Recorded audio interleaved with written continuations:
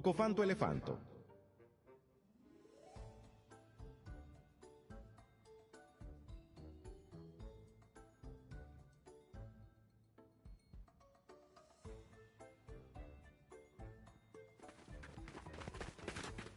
Cocofanto elefanto.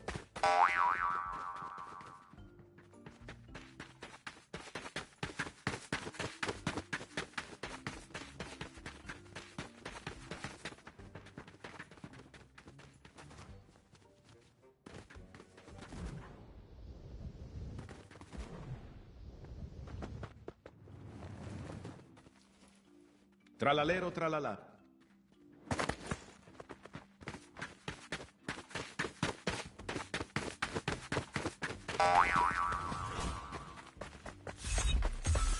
いやちょっといろいろ、あ、待って、カーニバル来るじゃん、あと。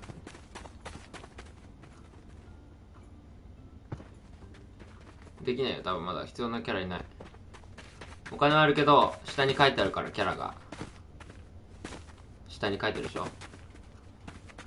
こう、押した、ここ。はい。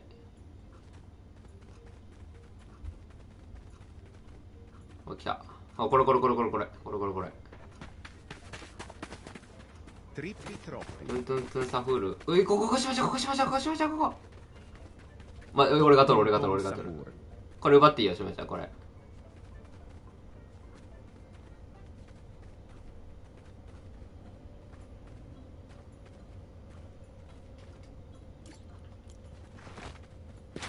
どうぞ。これ。Tong tong tong sahur.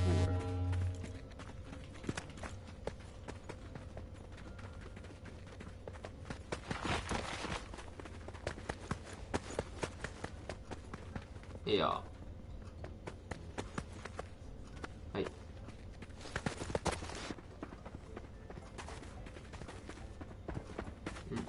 これで、ほら、これキャッシュマルチ 1.5 倍。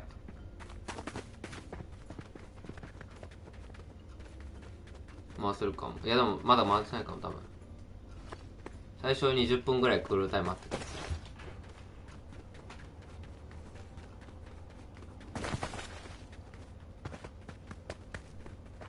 ブルブルあるよ。来たよ。ブルブルパタピン。しょうちゃんこれでしょ。しょうちゃん金ないな。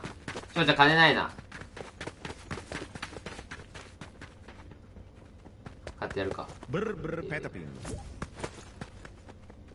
Tralalero tralala.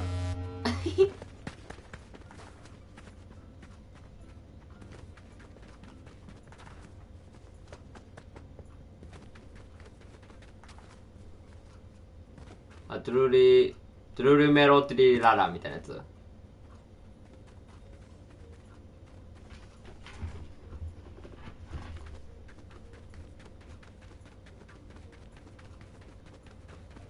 ボネカンプルプル？何それ。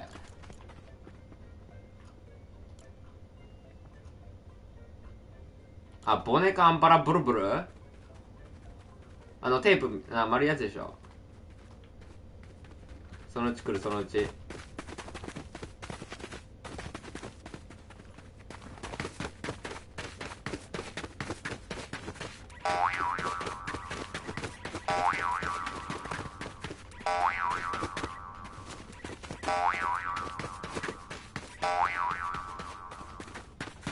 Trulimero trulicino.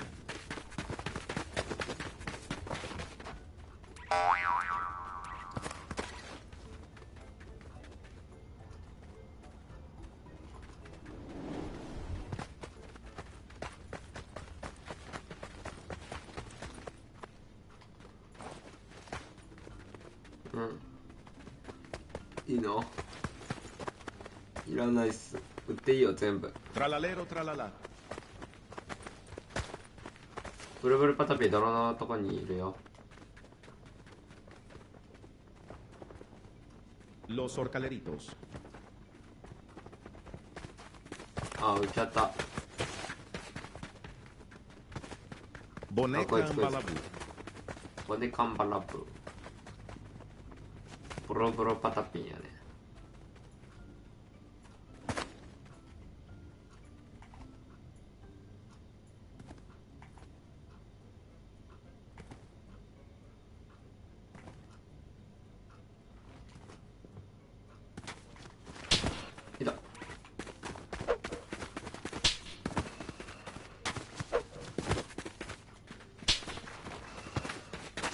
5年5年。俺も5年だけど。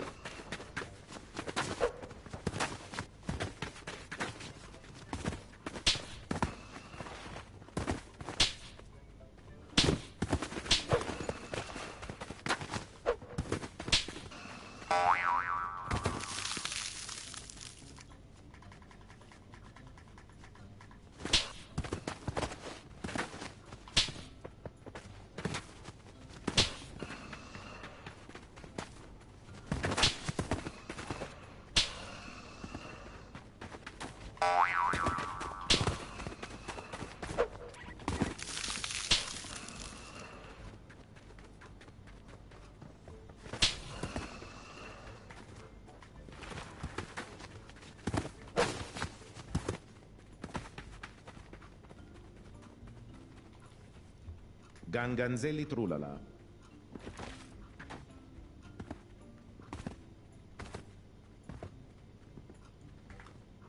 やばい、カーニバル来る。しばちゃん、カーニバル来る。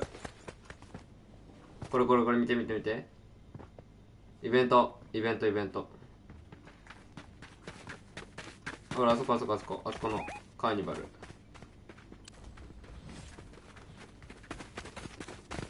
あと10秒。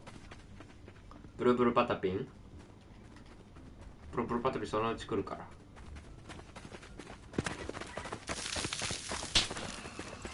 来た。カーニバルっぽいやつ来るよ、いっぱい。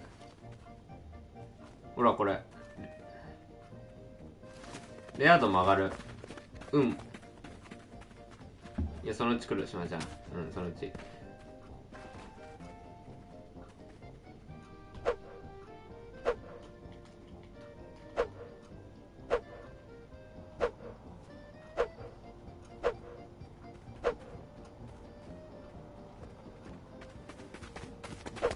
いや、もう強いの来るよ。もう今んとこ商売。あ、来た。Brr petapin. Scimpanzini bananini. Gorillo watermelon drillo. Chef crabra cadabra. Fluriflura.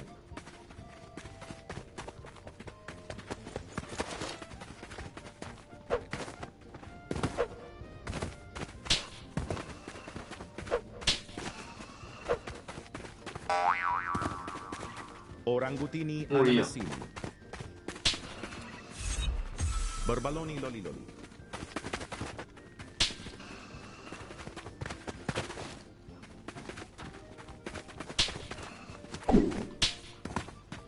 お、いいよ。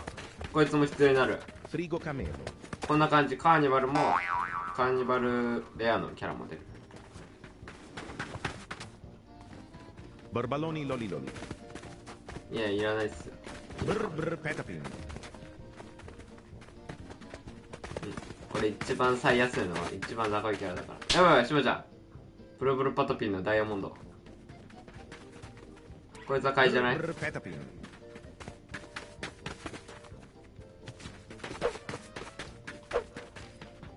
いや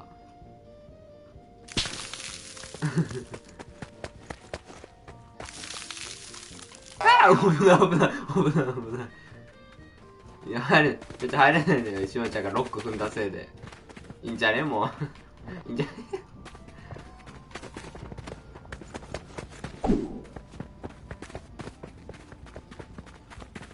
適当言ってる。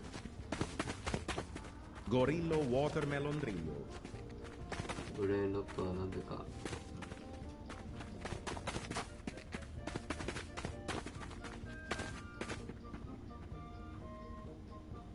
ラバカサトゥーノサトゥーニータ。ラバカサトゥーノサトゥーニータ。これ持ってかないと。待ってね、全部。どれそれ取ろの。俺のキャラいないよ、そこにほぼ。いや、俺のキャラ全部合成に使って全部爆死して全部取りに上げて全部何もなくなった。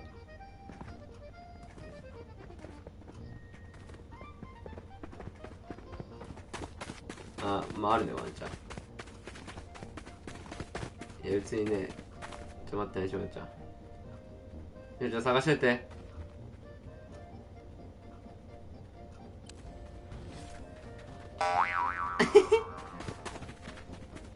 どれどれどれ Frigo どれどれ camelo. いた Tralalero tralala.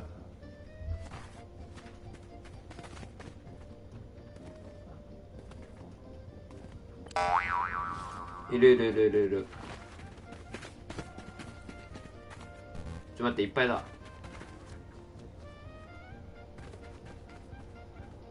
Boneca ambalabu. じゃあもういらない。そいつもういらない。しまちゃん。 Frigo camelo.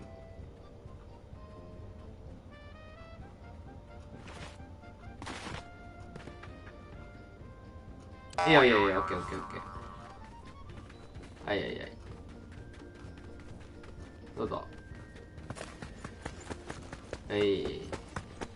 これでも次2倍。キャッシュマルティ2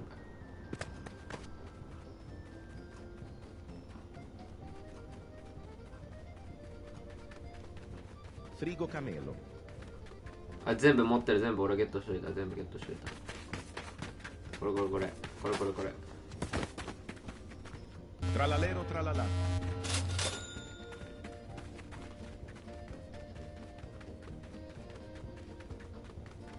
いるいるいる。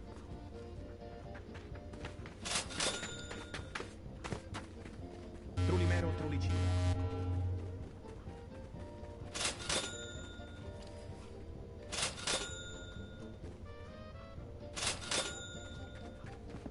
じゃあこう上。左左右右右。こここれこれこれ。 Scimpanzini bananini. そうでしもちゃんも2回できてるじゃん。も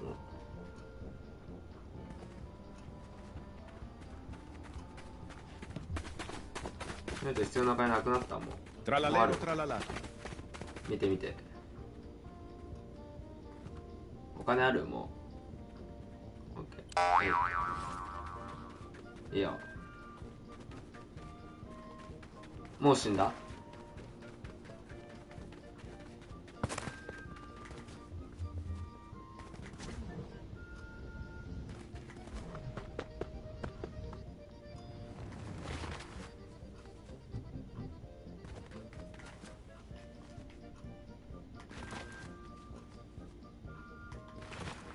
いやー。オッケー。ほんでやめよう。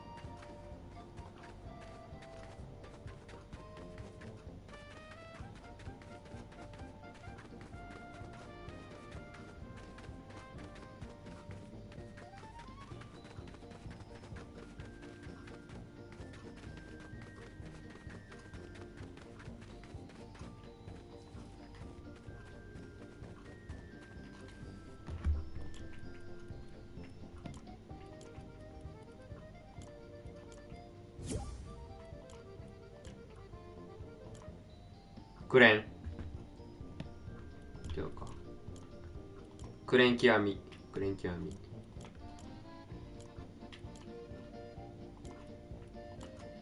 CR 誰？我らが CR。エピックホイール？まだいるんだ。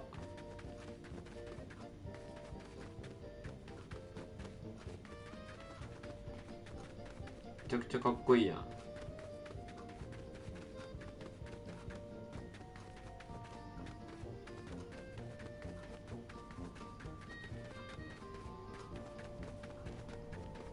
冬リルうまいの。Lucky Rot.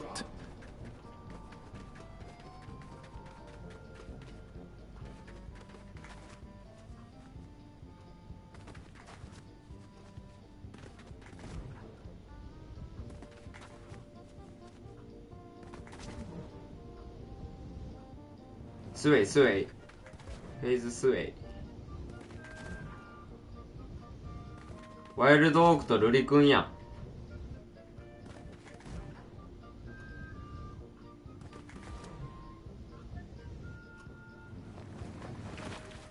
あ、リムルか。Lucky Rot.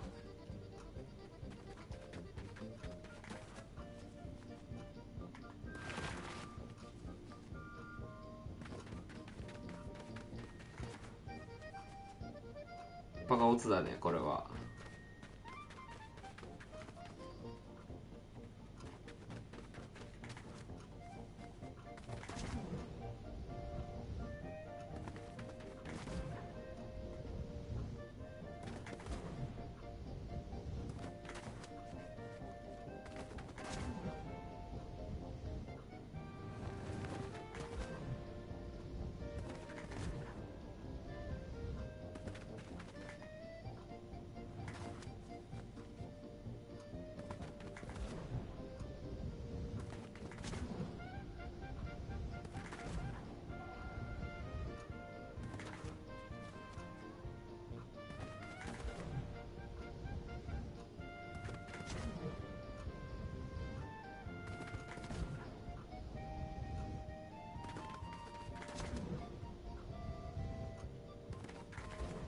そうじゃね。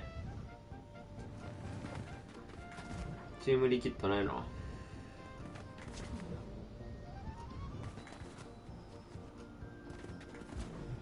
T1 はいないの。メデューサメデューサフード J メデューサ新王新王新王。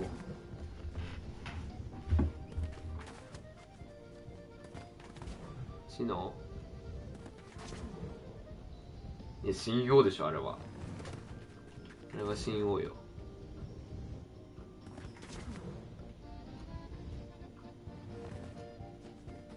Bananita Dolfinita. 味方も強いちゃんと。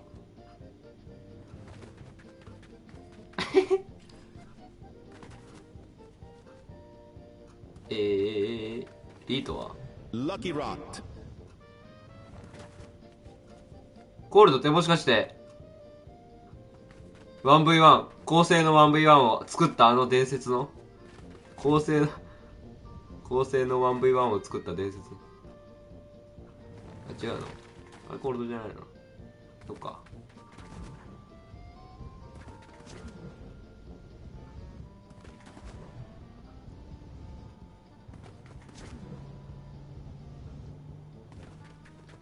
もう終盤なの。見てね。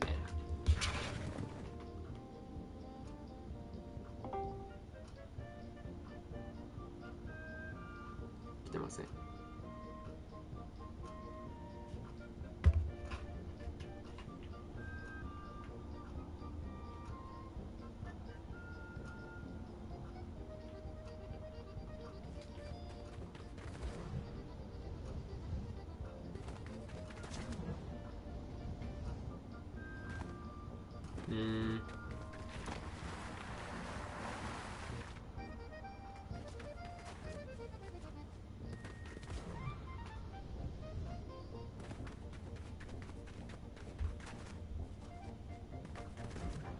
デブタクはデブタク。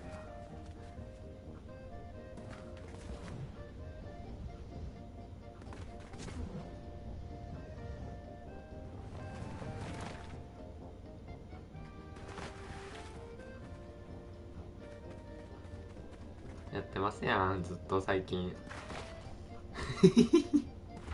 違うか。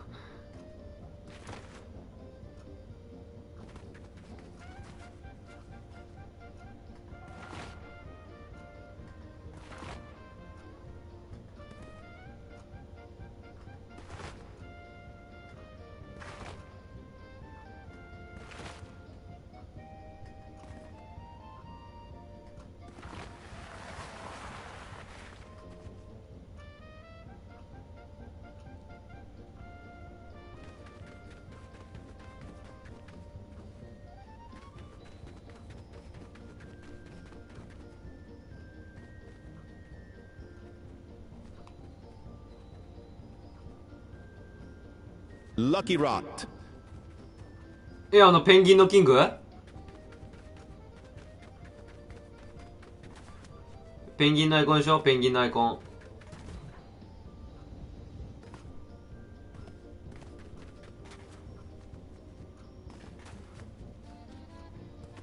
クリックスいるんや、やっぱ。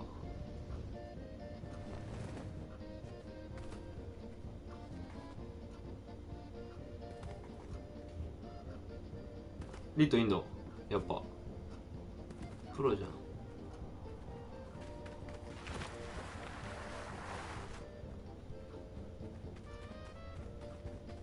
マユリか、マユリか。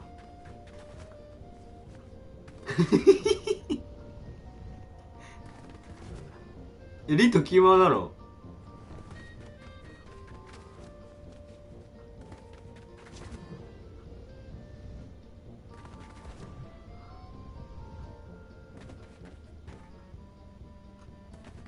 聞いたことある、マリブか。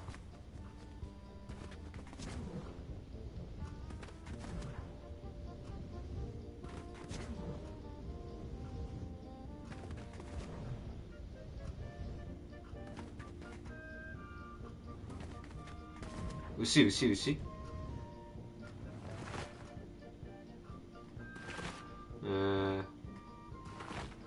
セッティ、神セッティ聞いたことある。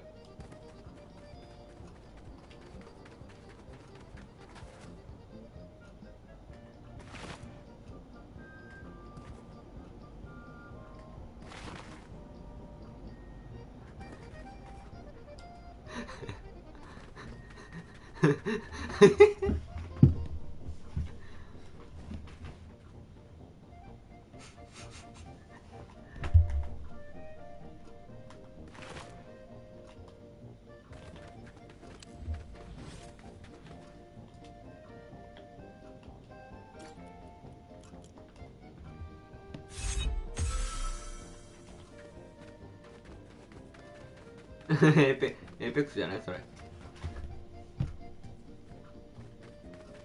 ミスターサベージいんのまだ。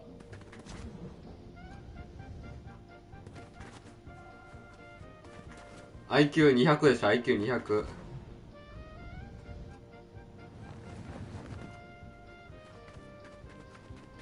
じゃあモングラールもいるんじゃない、なんなら。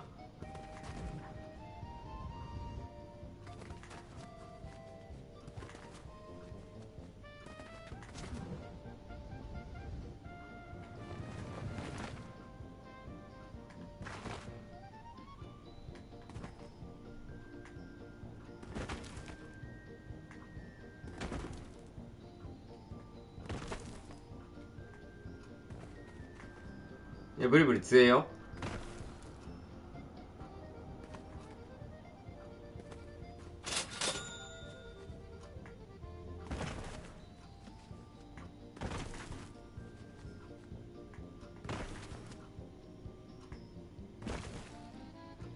チーミングしてない？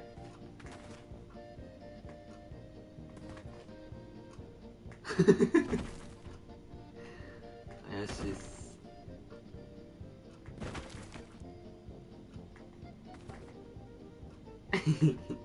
金ね、買っちゃったもんな。300V バックスあったけど。分かった、どんどんあげる。うん、明日買いくわ。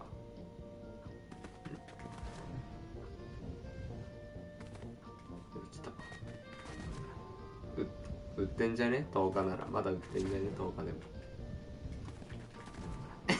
そうね、そうね。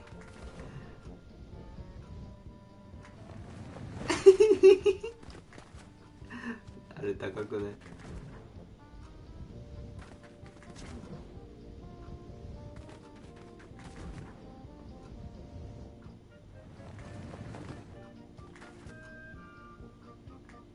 ダメでしょ、しまちゃん。世界大会終わるまで。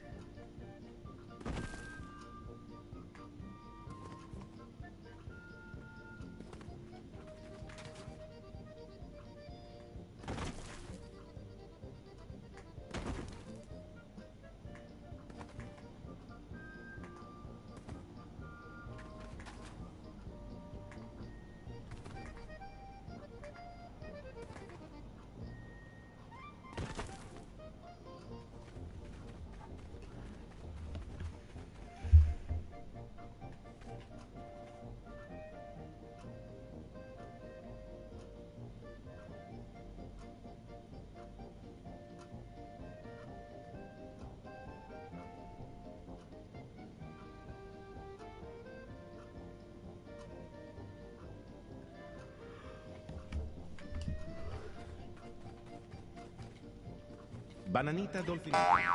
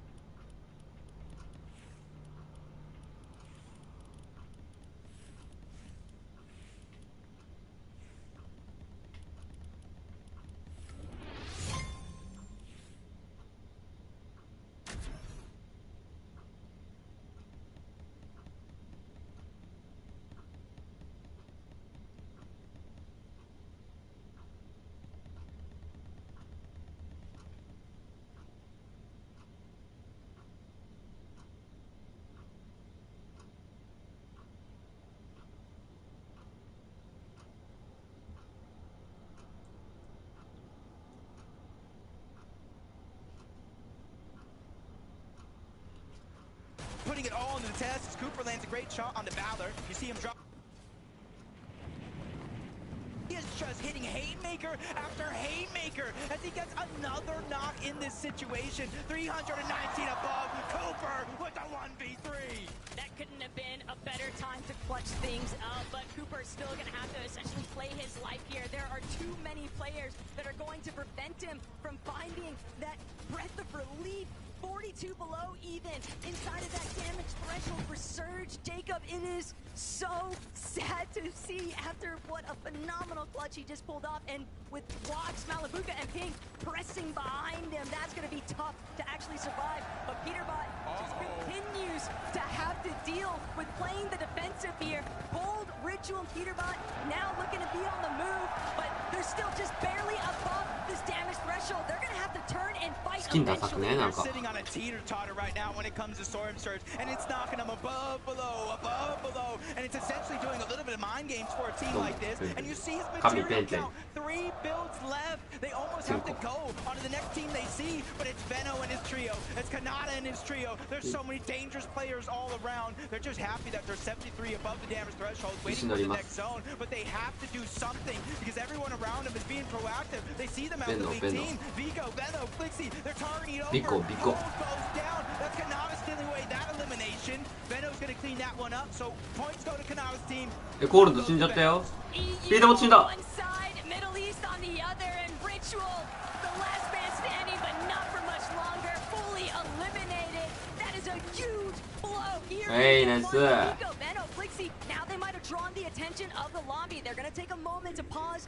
Replenish their shield. Claude and Hero still doing what they can, but they're lingering just outside. They're gonna have to still try and push past Tason's trio, and that's gonna be hard. hard to tunnel through because Jacob, with the way that the zone is pulling over resistance, so much water, so much exposure, teams are just burning through materials. Yeah, this one's going to get messy. There's one lone team. 飛んでる飛んでる。 On the other side of that island ど already. のだ They ど don't の。 have to worry about anything. Meanwhile, they have to make decisions here on this side of the zone. Do you stack up the beach coast as long as possible with different players, or do you try to make that daring play, try to get towards the center? Because who knows, if the zone goes south, that'll be a play that works out for you. But if it pulls north, if it pulls towards the east, that's when they're going to have some troubles. Take a look at what's happening on height, though. Queasy, Mustache, and Swizzy. Can you think of anything different to ever take place in an endgame lobby, Jacob, than seeing Queasy immediately trying to challenge and take height for himself? Gentlemen are going absolutely ballistic right now. Swizzy and Mustache just following through Queasy's commands here out of their IGL, but they've got the entire lobby in their sights. It's all about maintaining their positional control. Oh, they actually found themselves 66 below, but you can see immediately with that minigun and some pre-edits, they're able to kind of take him down. なんか反対側めっちゃいないの一人つるくねマンパ。あの海にいるマンパいいねあれ。 The good thing though is they're 568 damage above the threshold.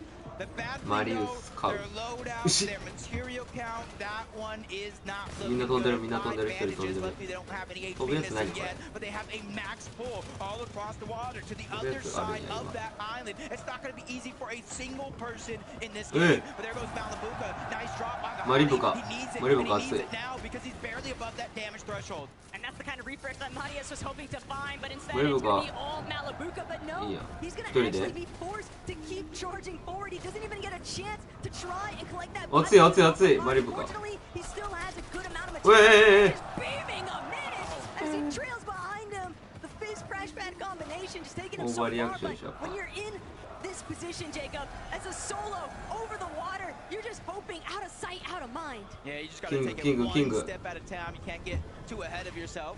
Especially if you hear action going down around you, you got to use that as a distraction, try to get out. But Marius finds himself in a tough spot. Nice. And another elimination on the eye drop, but he is by himself as a solo with a rotation of 8. Now he's just getting ticked away. Talad is able to finally take him down. That's a big confidence boost for a team like that. Of course, but Height has had a couple of developments. サベージ来たサベージ We なん saw か them 遅いなと思 posturing っ a た little 今 bit earlier on before that last rotate. This next pool is going to send everyone packing, though. Reason Mr. Savage Chap definitely setting up a visual is actually going to be one of the first to try and move into the next position. Cisco Kaido Striker, though, right up above. Kanata Rapid and Bolts trying to see if they can be a threat. But 画質は画質どっちの方がいいのやっぱこっち悪いさすがに変わらん players away from height, away from secondary height even. But with the crash pads in play, Jacob, that's going to be so difficult. Yeah, you got to watch out too.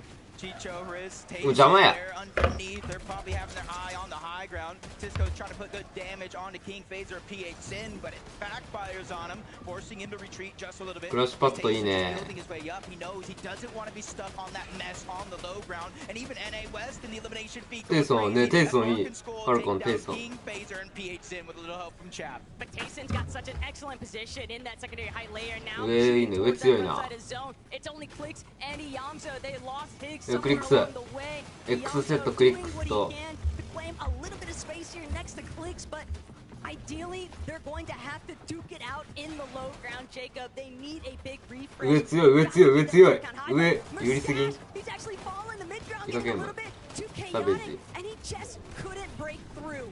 Yeah, Chicho's the one that gets the down, but Kadu's the one that steals away the elimination and getting a lot of loot for their efforts. Queasy trying to do the same thing. Queasy, Whatever is left back from Mustache. And you're seeing there's a decent amount of loot. The Flowberry Fizz, probably the most important part of the entire loadout that he has in that inventory is Benno. Quixie, Pico, they're still down below. They're trying to claim space with the minigun. That's going to be a little bit easier. かっこいいミニガン持ってるやん Pico's ビ got コ to play a little careful here not to take too much damage. Swizzy, Queasy, same thing, but they have multiple splashes. They got the slurp juice. They got the key to success in their inventory. But they don't have the materials, so that's why Queasy just drops all the way down to ultimate low. They're hoping that they can pick up an elimination or two and then maybe look to try and challenge for a reach. They know how scuffed everybody's looking down here, but Vico Pico. Pico.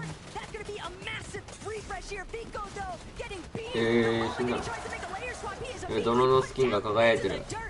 クリックスどのじゃんてか。でベノがパンチで。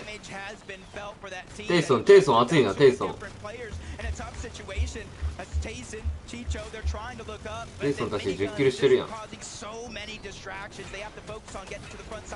ンたちやばいな。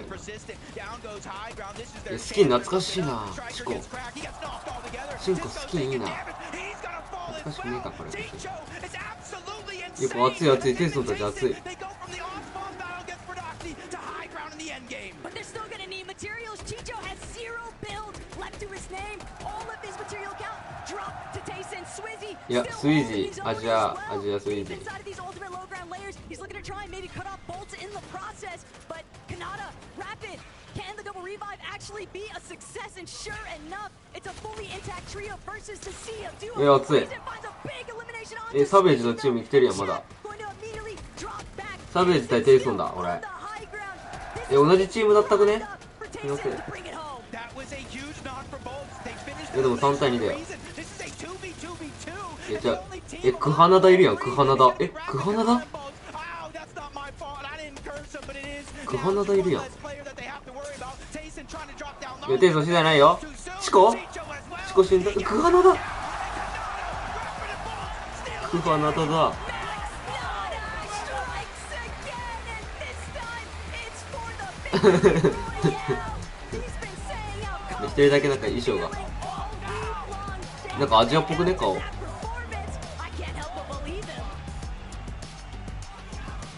俺かも。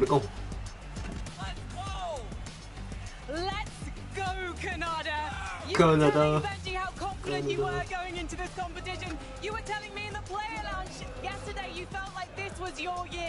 Now you have the first victory royale, but you made it look simple. I mean, to be honest, Rapid IGL like a goat right now. I'm just following. I'm the minigun in the whole lobby. Minigun. Winning the game for free. Winning the game for free. I don't think the other trio is going to let you have an easy ride in the future. For you, Bob, 最後まで全然流れてなかったくねこの人 the たちのチ three ー of ム。 you going into the end game. Yeah, I mean, Rapid was just full tarping. I'm literally just looking with shotgun out on my wall. Everything was a max. Guy on my double edit, 120 on height. Nada goes up from the back, dead on both. Literally a 全部が完璧だったって言ってるわ。 First game, first victory royale. That was the end. ひどすぎない。 First of many. First of many what? Wins. Victory royales. 4. Ah, il mise sur 4 victoires. Messieurs, dames, du bruit pour le trio de Canada. でもでかいべビッグロールポイント。 キル数 I'm 何個分 enjoying ぐらい。 this. A confident prediction of 4 from your IGL, but Kanada, I think you're expecting more wins. Oh, we got at least 3 more wins in a bag.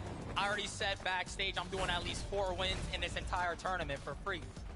All right then, well guys, I'll let you get ready for the second lobby of the day. Leon, let them hear you! Bob, Kanada, and of course Rapid. Let's head to the break. We'll be back soon with more Fortnite. 跳ねすぎじゃない？バウンサー乗ってる？もう向いてないよ人。向いてない。ひどすぎる。いや、でかいでしょ。やばい。何のやつこれ。クリックスこんなことだっけ？これ日本チーム来るくないこれ。おい。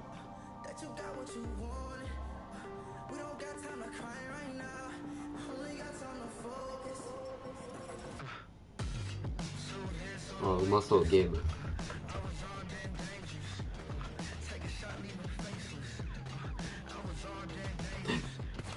武力書。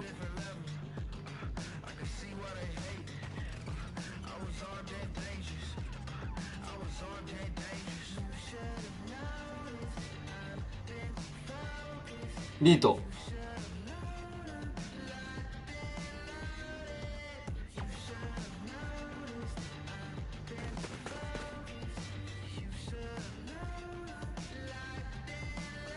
今のサーベージ来た。かっこいい、かっこいい。サーベージかっこよすぎない？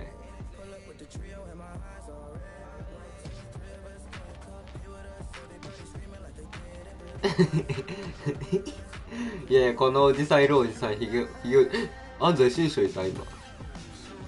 安西新書いたわ。まずこれすごいマジでセクシー、かっこいい。バーニャマリウス買う。欲しい。日本人全然来ないやん。ゴールドビーダーボット。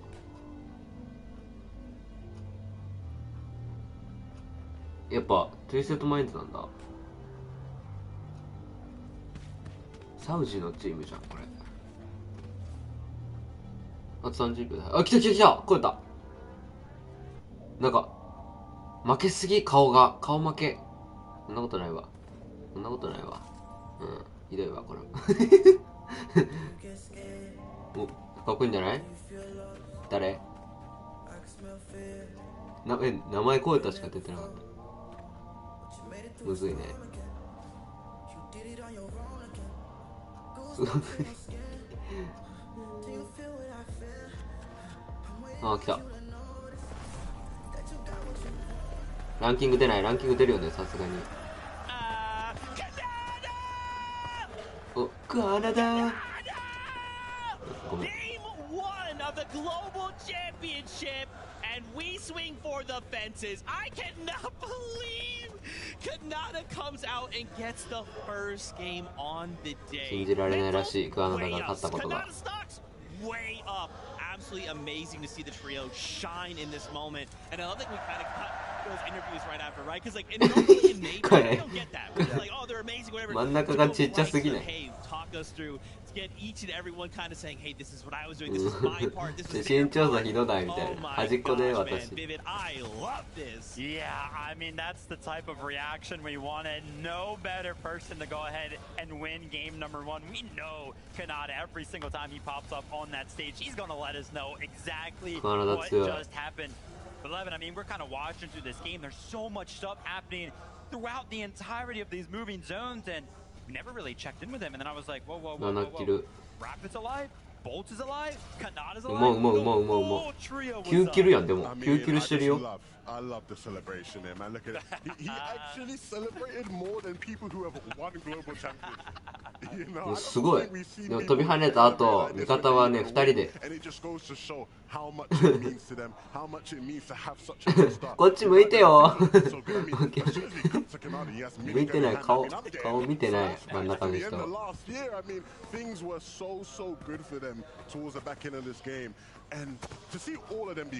すごい。顔がガチ。優勝じゃんこれ。もう顔が笑っちゃってんじゃんもう。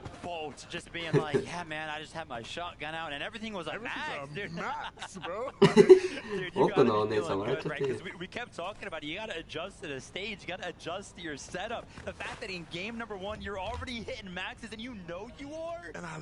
For Bolts, right? When you look back to last globals, he popped off, and at the end of the event, every single player that was in that lobby afterwards was going to me, Levin, man, I'm trying to play. ああ、でもテイソンたちが1位だ。ああ、おい。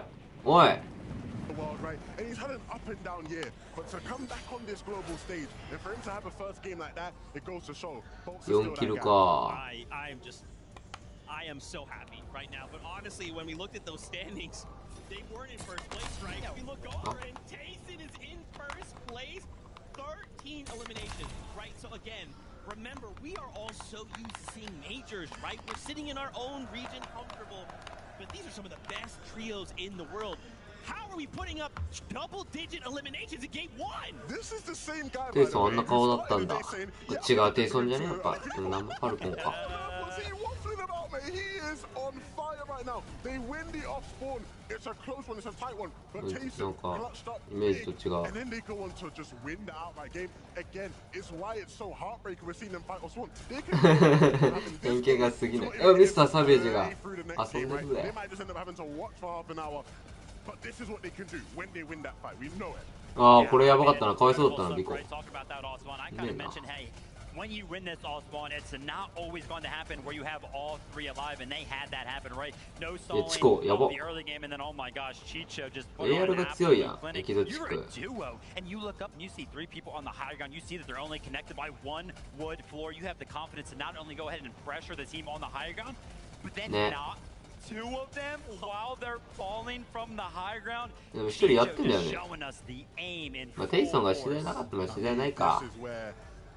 I start to really look at the global championships and things get interesting for me. いや、カナダうまかったね、でもあそこ。ダメージめちゃくちゃ入れてた。 For height to look a certain way. Like, we know EU teams like to play with it. We know Queasy team love to play for it early. We know Vanya's team can do it as well. In this game, it was Queasy's team that had set up. Kazi's team ends up taking it from them, and so each of them are looking up. They might probably been expecting it to be more reinforced, right? Chicho's probably looking up thinking, Queasy's probably up there. He looks up and he's like, hold on a minute. Just single with time, man. Let's chop this down. And it's so opportunistic, but it's exactly what you need in a lobby like this. You have to take opportunities when they come to you. Oh my gosh, so absolutely beautiful. Man, as we start to head down this live list, though, Vico, Veno, Flixie tied up with Chap, Reason, and Mr. Wow. You know, there's just so many incredible moments. I feel like any time we cut to a different trio, it's just like, hey, this trio's popping up. They're pushing what trio? Like, this is such an exciting time in Fortnite. Once again, I'm going to keep saying it all weekend long, man. Bringing together 7 regions. It is spectacular. I mean, this game looks so good for Vino, Flixie, and Vico. Honestly, I thought they were going to go ahead and win it because, you know, come around to, I believe it was like 9th zone, it actually pulled to the southeast, and they were already kind of primed up, ready to go ahead, full force, grab the front side of moving, and they did. But for some reason, when they got there, they just had nothing left in the gas tank. They couldn't defend the position. They couldn't pick up the eliminations or the refreshes in time for them to stay alive as a trio. As you can see here, still the individual performances from Vico and Veno still picking up enough points to put them high up on that leaderboard. But man, if they could have just stayed alive for a little bit longer as a trio, they could have won that game. You talked about Vico's confidence coming into the competition, and it was good to see him in his element, not shying away from the stage, not shying away from the bright lights. In that game, there was a couple moments in that end game where it almost felt like they had to tell him run into boxes a bit too much. But when Vico's confident and he's firing and he's flying like that, he is going to be a big problem for anybody in this lobby who even gives him an inch of room to fight. Dude, I mean, also, we kind of touched on it earlier about height. The way Queasy had that kind of early game, right, getting obviously we knew that they're uncontested, but having the queen spawn, I'm thinking, bro, this is it, game over. And things didn't quite go that way. It was unfortunate because the setup looked primed for a classic Queasy height win. It just looked so set up perfectly, but Vivid, an unfortunate zone pull. We've seen it happen. You know, it's a part of the game. Of course, as a pro team, you're doing everything you can to mitigate any possible RNG, but sometimes the zones just don't pull your way. And I think that was really the thing that sort of forced them to have to not be able to play height in this one. Rapid intentions from them throughout that game. Oh yeah, 100%. Right? It was actually a high ground take, right? We saw them as picks up on the high ground. They had it pretty secured, and then I was like, oh my gosh, it's a bird, it's a plane. No, it's Queasy and Co. They launch padded right over. よくあそこの下でずっとカナダたち3人で生きてたのすごいな。 The zone was incredible. It was like 7th zone. Every single team was on the east side of it, right? They were chilling. There was this big body of water. All the way on the west side, there was one set of arrows. Just one little set of purple arrows, and it was Kato's trio from the Brazil. And the zone pulled west. Like, yeah, you guys are lucky. I'm not going to go for that, but man, I'm going to hit socials after that. There was a point they might even try to retake it, right? Because Queasy gets the fizz, like he sees the loot, gets the fizz. He has his crash pad. I'm thinking, maybe they go for it. This could still happen. But look, again, it's like what I said, intentions, right? You see that they're coming here to play their game. They're not shying away from doing what they do best. Queasy, Mustache, and Susie, we have definitely not heard the end of it from them. Guys, there's a Savage trend says them not seeing in young this though. top 10 right now. And we thought they were going to be triple contested, but turns out they decided to land on the train, kick things off. Peterbot, Golden Ritual. And before we go any further, I just want to tip my hat to Victor V. Peterbot decided, let me get a little crazy right now. We got to knock, let's push things. Victor V said, excuse me, this is a global stage, friend. Knocks him back down, and then from that point forward, boys, they're just kind of trying to piece things together. Shambles all game? This might be a concern. すごくもうやばくない今の突り方ピーターボット We're going to land outside of POI, get looted up a bit, and go in third party. We know those guys are going to take a bit of time to find the story. Let's go in third party. We're Peterbot, we're Cold, we're Ritual. This will be an easy cleanup crew. If that was your plan, and the first game goes like that, do you start rethinking things a little bit? Do you start thinking, okay, maybe this isn't an easy of a flight to clean up? でかいけど手が切れたな I mean, yeah, everything in game number 1 is perfect. Like Levin's talking about, one of the teams that was fighting there, they got knocked, right? There was only a solo left. Peterbot, they waited till the right time to go ahead and make that push in. Victor V, Paper, they were resin Epic Whale. They had the knock, and then Pete just kind of goes in solo, right? Imagine if Pete would have just waited like 5 seconds for Ritual and Cold to kind of show up right there. So I think the game plan is still good, right? It already shows that it works. I think the execution of actually picking up the eliminations was the fault. That's never the part you're worried about with those three, right? Execution is never the problem. No, the problem coming into this weekend was going to be, what's the idea? Are they just going to, ride out triple gun? Are they going to go do a team shot? Are they going to try third party? We know the idea now. The execution has to be the easy part. I do agree with you though. I think as long as they don't allow that first game being a bit rocky to rattle them, things should still look good for them along the course of the 12 games. And that's exactly what I'm worried about, right? After first game, if I'm Peterbot Gold Ritual, I'm thinking, okay, hold on a minute. Why did you go off by yourself? What? Now we're having to try and play catch up this whole game. Yeah. Some players in that moment, that's it. Tournament's done. They can't they have to wait to day number 2 to try and get those mentals back in track. Yeah. But this is still Peterbot Golden Ritual, right? This is still a world-class trio. Yeah. So I'm really hoping that they can kind of bounce back after that game. But there was also just so many different things happening. Yeah. Is there any kind of other moments that kind of stand out to you? I think for me, just again, kind of cutting around, being like, wait, these guys are near each other. There's a bunch of fights happening in zone, a bunch of just crazy shots on players in the sky the entire time. Oh my gosh. I mean, look, before there were a lot of things we can get to, right? I do just want to one last time just big up Victor V there, right? Because I think there's a lot of players who, maybe if it was 2024, right, when we saw what Peterbot and Poyo were doing there, there was a lot of players who back then would have just rolled over and just let it happen. I'm gonna go down here, the shotguns in my face, what can I do? Victor V said, no. I am that guy. If you want to fight me, I'm going to show you a fight. Yeah, I like the fact that you kind of go ahead and point it out, because now kind of thinking back to her, right? Epic Will, of course, got knocked by Ritual. They knew that was B coming. Yeah. So Victor V definitely stepped up big right there. Didn't care at all, just to edit 148, finish him off with 1 AR shot. Incredible stuff. Way to kind of rise to the occasion. And, Zeke instantly kind of saw that moment. He was like, oh, dude, Pops is going crazy somewhere. Dude, I mean, again, this is a global stage, right? In those moments where you are kind of put in a situation where it's like, are you going to fail or are you going to rise to the occasion? For Victor V, he rose, and now just think, that's just game number 1. What else is he going to look to bring in these future games with that nice little boost of confidence? Now, that being said, right, you kind of mentioned, hey, we don't see a team in the top 10. We don't see a couple teams in the top 10, right? Peterbot's not up there. Epic World. We see them in 13th place right there. A team that is definitely surprising. We have to talk about it. 17. Acorn, Aders, and Poyo. 3キルか。3キル12ポイント。 I mean, honestly, with Fortnite, there's so much to watch. I don't even think we necessarily saw exactly what happened to them that game, but 12ポイント15 we から kind か of see them up in the top left go down, and we're like, whoa, what's happening? Yeah, a bit of a rocky one, right? We don't exactly know what happened. We did see in the feed, though, Acorn had gone down. Then it was up to Ages and Poyo to sort of fend off. Poyo ends up actually, winning the fight on his own, right? Like he gets the last couple of eliminations, and so they win the fight, but they lose the war, right? Because then it's Poyo left as a solo. スポンサービザってやばいな。 From that point in the game to clutch it up, even though we know Poyo can, have a clutch or two in him. I think the big thing again is it's just first game, right? We're all hyped, we're all excited. Canada on the stage is excited, right? He's got that first win, he's feeling good. He's like, I won the first game, I'm winning the whole thing. But it is just one of 12 games.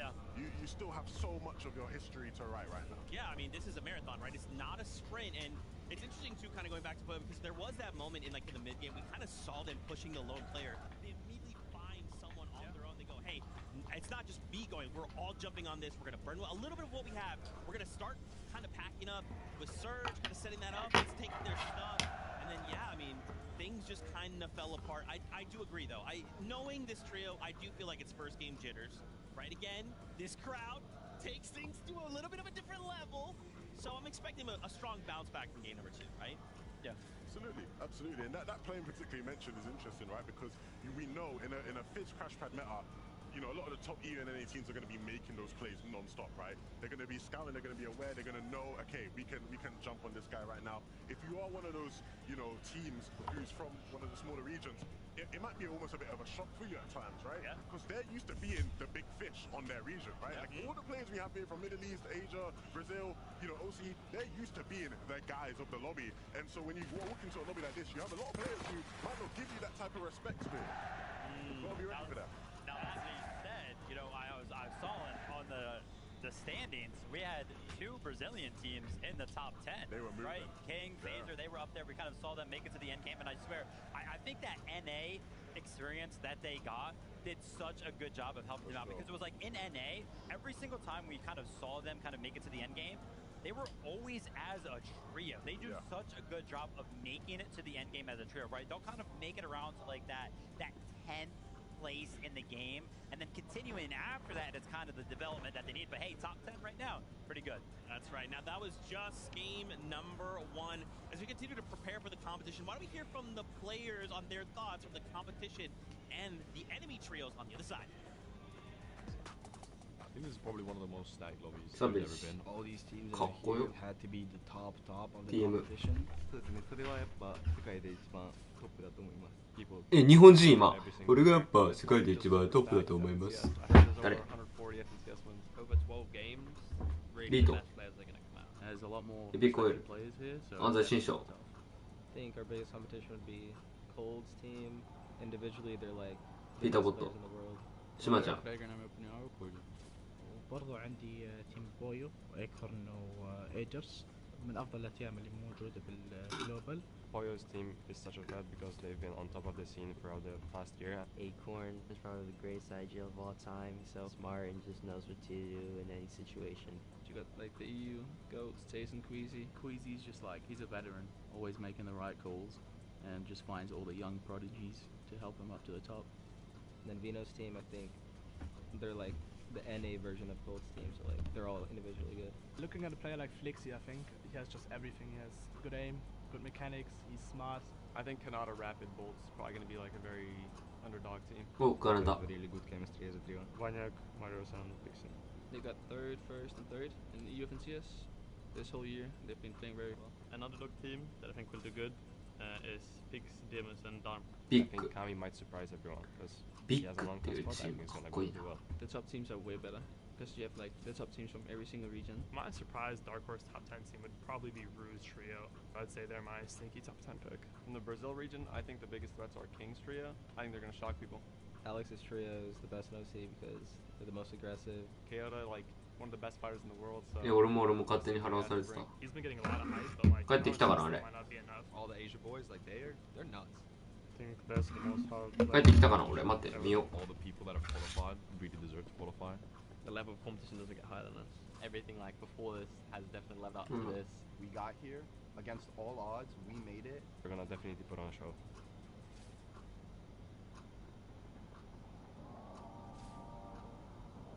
知りません。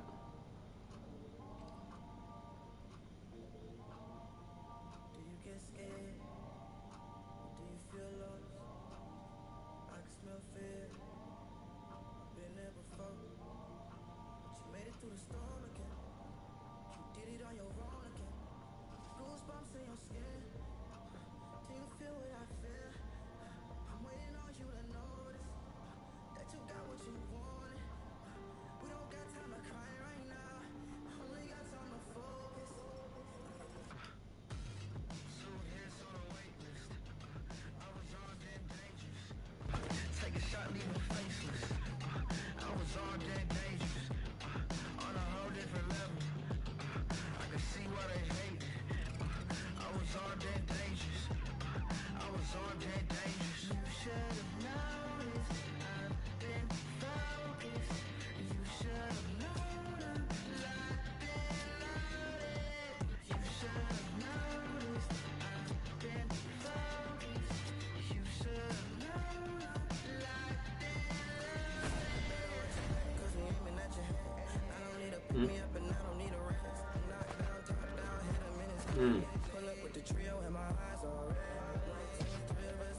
4000とかある。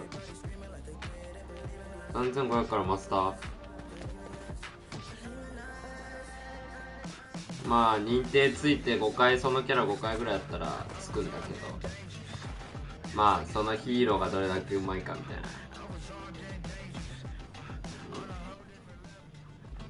そういうこと。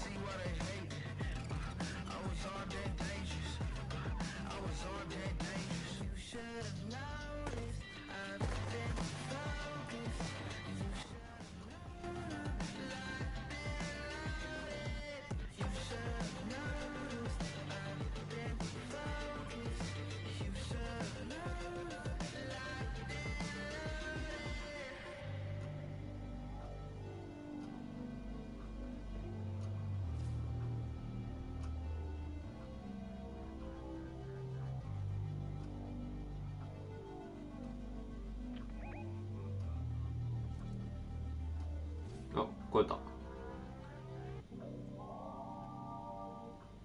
あと25秒。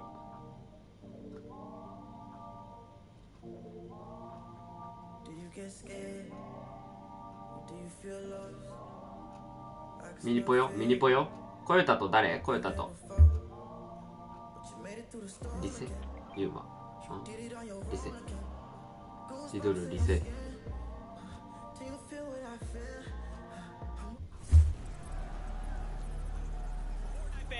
The global championship. Game number 1 goes in the way of Kanata, Rapid, and Bolt. An explosive pop-off from not only in-game from Kanata himself, and now we make a return and start to continue the competition. Now, there is a small technical issue happening on stage. We're working to resolve that very quickly, and then we'll get back into all of the action. Let's continue talking about what we saw out of game number 1. Mr. Savage having that moment to pop off. That's what I love to see, and I love we kind of had that moment where he's like, hey, I don't know French, I know a couple things. Got a good laugh out of me personally, I'll just say that. But you know what I love about that, right? Before we analyze the gameplay, one thing I love, right, is we obviously have a very passionate crowd with us here. Yep. And so, you know, obviously they have all their cheers and they love, but they also have a couple boos in them, right? You know, they weren't showing love to everyone. They were only showing love to MA people. I love how they still had respect for Mr. Savage. Yeah. He truly is the most iconic EU personality, Fortnite player of all time. Like they didn't care that he's not actually on MA. They were just like, we love Mr. Savage. Yeah, that guy, we love him. Yeah, we love him. Yeah, I mean, Mr. Savage is of course great. Right there, though, you know, was knocked a little bit earlier on. Chap and Reason kind of making it to the end game as a duo, making sure they do find themselves in 4th place. And he's got to be feeling so good about that, because we all know the storyline that is so typical and synonymous with the Mr. Savage name. It's almost like you could kind of change his name from Mr. Savage to Mr. Contested, because it feels like every single time he wants to do good and he's like feeling motivated for Fortnite, somebody wants to land on. And we came into Globals kind of expecting that, right? Coyote's trio was supposed to be landing on a Vino, maybe kind of throwing in a haymaker there, kind of saving him at the last second, right? Preventing that from happening, but boom, kind of proves himself uncontested and early on 4th place. I mean, it feels weird. Times are changing, man. As an EU veteran myself, I'm not used to seeing Mr. Savage uncontested, you know, so many times. I mean, we had it in Major 3, now we get the Global Championships. We're being spoiled, actually, because you're spot on with it. I mean, for years, we have just had to deal with him being contested no matter what, right? And so it's nice to see him get a shot to just build a strategy, play out the game, and he's got 2 great players by his side. I mean, Reason, of course, another just veteran, a legend of EU, and then you have Chap, you know, star of the show who popped off a lot last year, back on this stage now, and he started off really well. I love too that as Chap has been getting here, so many other pros are like dapping him up, showing him love, right? Giving him kind of that respect that he's earned, but kind of like hasn't really been a thing for some reason. Now, you did mention the fact that he's uncontested. Do we think that will continue to be the case? Because we did see that off-spawn situation go in the favor of Vico, right? Yep, so do we think maybe Coyote's thinking, you know what, maybe let me test my luck with Mr. Savage game 2. Let me just see what happens. I got a question for you. Okay. Be honest with me. Do you think Coyote is a liar? あと3分あります。まだなんか時間がよく嘘です。この時間は嘘の時間を教えられます。あ、この時間あれだったわ。俺のフォートナイトのそのラウンドの時間だったわ。いや、今度こそまたこれゲーム2って書いてあった。We also obviously have to talk about other M8 specials. Malavuka, we saw him popping off in this game as well, right? The crowd loving these M8 players. And of course, you know, again, this is just game number 1, so I don't want to get like crazy and be like, oh man, things are bad. It's fine. This is that tester game, this is that feeler game, but them coming out in game number 1 feels like a solid start, right? Like now we need to pick things up maybe a little bit, but it's a solid start. Yeah, I mean, hey, listen. It's kind of hard. Well, I mean, maybe it is a little bit harder than I would imagine, but when you have so much support from the crowd, you gotta feel a little bit amped up, right? It's kind of like a little bit of a boon of sorts, right? You're just like, yeah, everyone wants to see me do well. Honestly, though, I mean, listen, they did, you know, kind of like well enough. They got some experience going through this game, survived Storm Surge, made it to the end game. Fell a little bit short when it kind of got to the later zones, but still kind of making it there. It's looking good.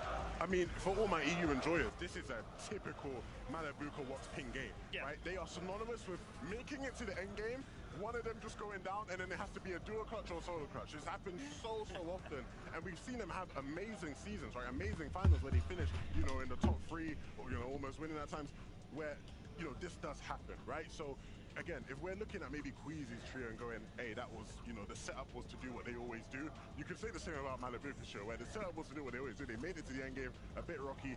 In those situations, though, where they are able to stay, all 3 of them as a trio, that's been when we've seen some of the best performances from any team this year, right? So hopefully they can sort of, you know, stay a bit more tight-knit moving forward. That's interesting. Yeah, I guess we, obviously, again, this is just game 1, right? We haven't seen those solo clutches, right? Kanada's trio coming out in that end game moment as a full trio. No. But like in NA, think about how many, even in EU, right? How many times we see these solo clutch moments? You're thinking, what is this player doing alive? It's just them. There's no way, man. Oh, they went out to win the game. Oh, they clutched a top 3, right? Like, but so far it's looked like, you know, if something goes wrong and that trio member goes down, that's it. They're all kind of falling. Well, I mean, that's what makes solo clutches so special, because you do not see them all the time, right? That's when they do happen, everybody gets excited, and I can almost guarantee you solo clutches will play a very big part. 横目に見ないとソーグラの動画をさっきみたいに。I'm so glad that this is why I love work. No, honestly, like and Zeke, that's fine. Yeah, of course not. Everyone loves you, Zeke. Look, it is so important, right? You know, we always have this thing in Fortnite where people are like, yeah, you don't want to see them having to solo clutch, you know, you want to see them all 3 up as a trio. Yes, that's true. But at the end of the day, when you look at some of the greatest, you know, results and tournament wins we've seen in Fortnite history, a lot of them are built off the back of great solo clutches. You know, Peterbot and Poyo are not global champions if last year Peterbot doesn't have one of the best solo clutches of all time, right? You can look at so many FNCS wins from all different regions where solo clutching was, you know, the key to a team being able to get over. If you have players on your team who are confident they can deliver you and get you some extra points as a solo, you have a chance of winning this whole thing. I love that breakdown. That's so sick, and it's got me hyped, right? Because like, do you guys? Okay, let me test something out here. Do you guys feel like game 1? Like, obviously it was a great game. It was, but it feels like last year's globals, game 1 was like wild, you know, and then as the day went on, we got crazy. このパーカーいいな、フォートナイトパーカー。Yeah, Canada win, that's pretty crazy, but it kind of felt subdued. You know, it's kind of like the calm before the storm. Am I misreading the situation? Bro, Seven, Zeke is not entertained. Whoa, he's I like, didn't say that. That's what you're saying, bro. He's like, dude, game 1 was terrible. Bro. I don't want to ever see a game like that ever again. There's no solo clutches. Like last year's glow was just better. Bro, that game was good. Listen, it had everything we had everything we wanted, bro. The structure, right? Finding out what teams are kind of going to play for the high ground, what teams are going to play for the low ground, what we can expect off spawn for the rest of the 11 games. I'm excited, and Zeke's disappointing me with it. Now I know why they have to put Kelly in between you two. And hey, you know, to keep you two part, it's gonna be outside. No, like I'd agree with it. I feel like there was a lot of the beats that we. もう世間話してんじゃない僕らこれ。 I would say though, I do think it does get crazier. こんな話すことある I do think there's a couple levels that we can ramp up to in terms of just like some crazy high ground fights, right? Like, like that's one thing we've seen a lot of this year in Fortnite. I want to see some just like all-out brawls on high ground between some of our top teams. I think the zone pool towards the end there was a big part of why we didn't quite see that happening. But all in all, yeah, man, we'll get the solo clutches, we'll get the high ground fights, we'll get the crazy twists off spawn. Because as much as, you know, we've seen these couple of teams say, yeah, we're not leaving, we're going to keep fighting on spawn, you know, at a certain point, you do have to start looking in the mirror, you know. Maybe that doesn't happen quite on day one. I think maybe a lot of the times you just ride things out day one, but going into day two, for sure, it ramps up. Okay, all right. Do we think the Storm Surge kind of played a big factor in that last game? Yeah. Felt a little, for some trios, it was totally okay. For other trios, it felt pretty tough.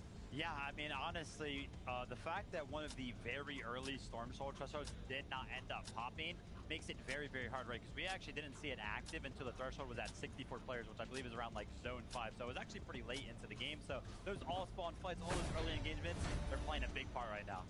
Absolutely good stuff. Now, of course, as I mentioned before, we are working to resolve a small tech issue. We are going to return to a break, and again, we're trying to get that resolved quickly because we know what you want. It's more Fortnite action. Stay tuned, though. We'll be right back with more action from the Global Championship.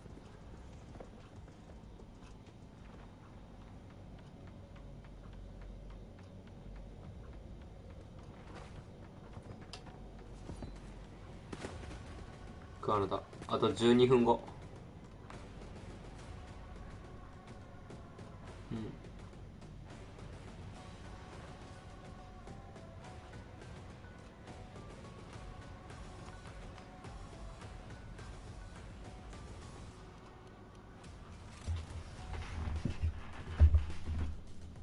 おいら行こうぜどこ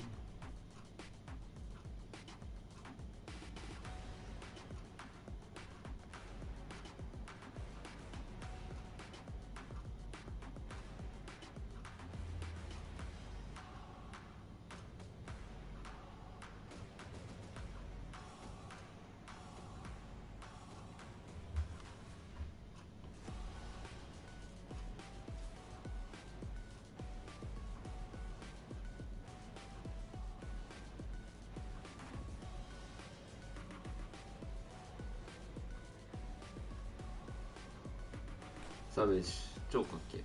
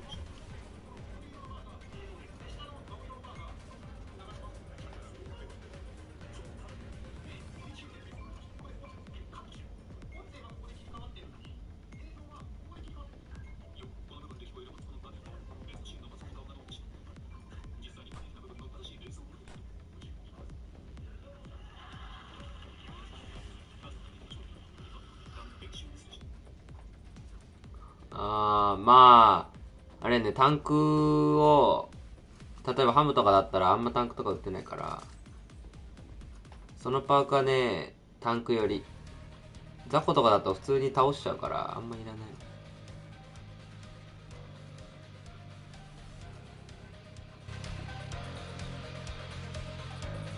メインストーンとかだったら強いかもしれない。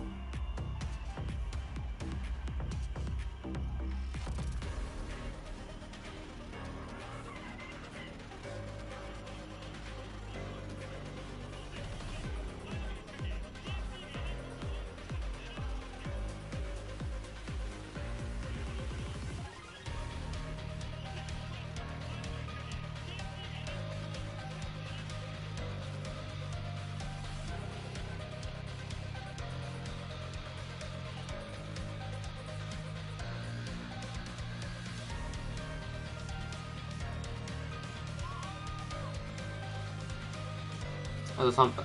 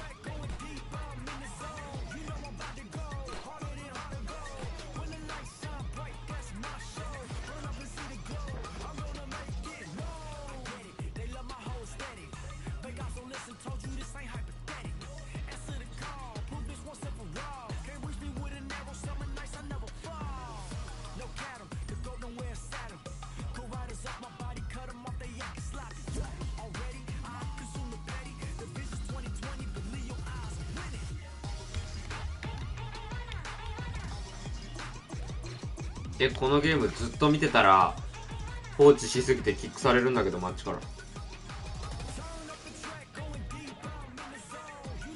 ありえんムカついてきた。もうシークレット流しちゃうよ。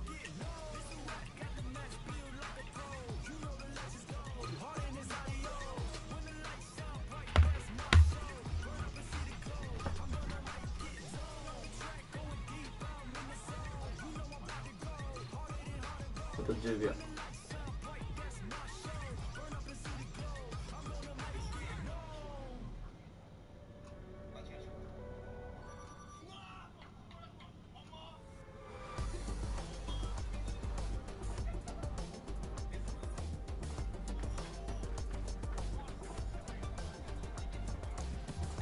We're back to Lyon. Nous sommes de retour à Lyon. Lyon, est-ce que vous êtes chaud? Eh, ça va, c'est bien. On va se créer des souvenirs tous ensemble ce week-end. J'ai envie de tester un peu là, si vous êtes vraiment chaud. Tous ensemble.これヨーロッパじゃねこれ。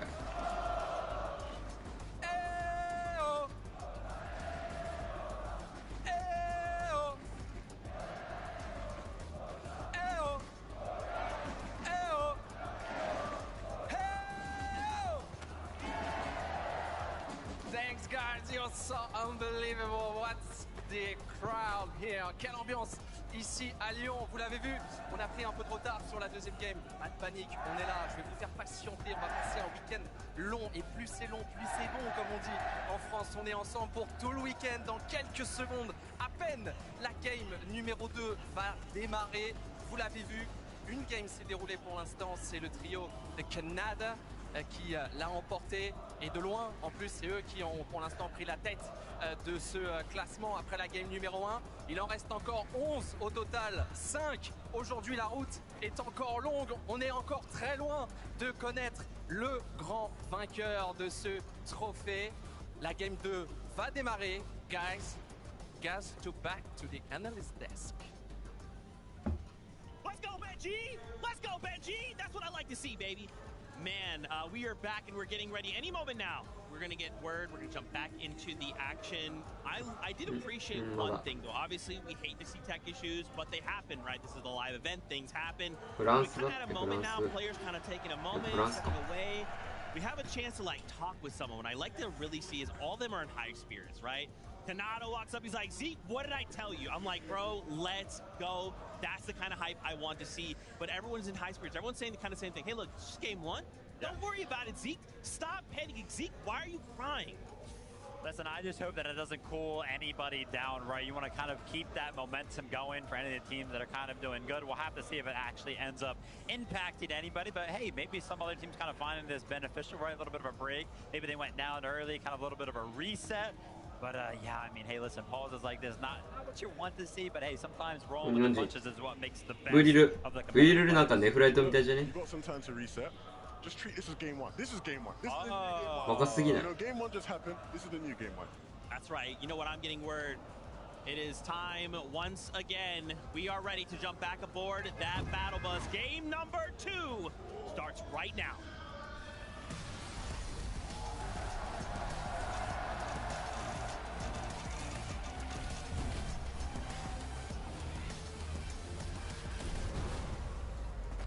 And just like that, we're back.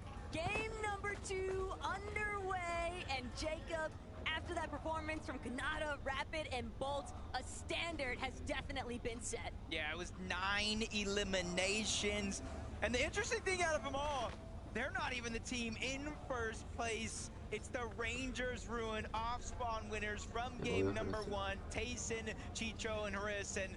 And honestly, it's not going to be that easy all day long between these two teams. And honestly, I wouldn't wish it any other way. And we're going to go at it yet again, straight off the spawn. A little bit of 50-50 action going down between Pablo and Chris. テイソンたちね。いっぱいいます。もう初動ファイトしてるやん。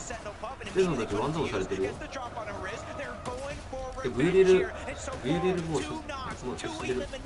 They just need one more as Pablo cleans that one up. That is all three down. And now it's time to see what type of conversion we're going to be looking at with Prodoxy's Tayson team. Because in the last lobby, after Tayson, Chicho, and Aether's conquered that off-spawn battle, they were still able to find such a steady placement, steady eliminations. But again, they're not the only teams going head-to-head. Venom, Vico, and I'm seeing an eliminated Felixi along the way here at Canyon Crossing. Coyota's team still posing a massive threat. I know we had a translator helping us out during that interview, and the one thing that didn't need it was, are you going to switch things up? No!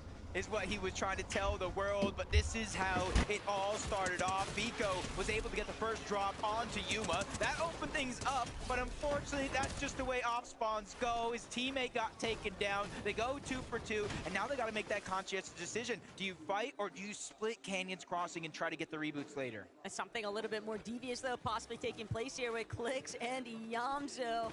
Higgs, following suit, Supernova Academy might just be claimed by these three, but Jacob, we saw so many teams. We didn't see that many surge bases in the first lobby. Almost have to wonder how many of these teams have been counter-stratting some of those surge partners and trying to take matters into their own hands. Victor V, Paper, Epic Whale, Dystopia City has been theirs to own, but they still have company to clear out.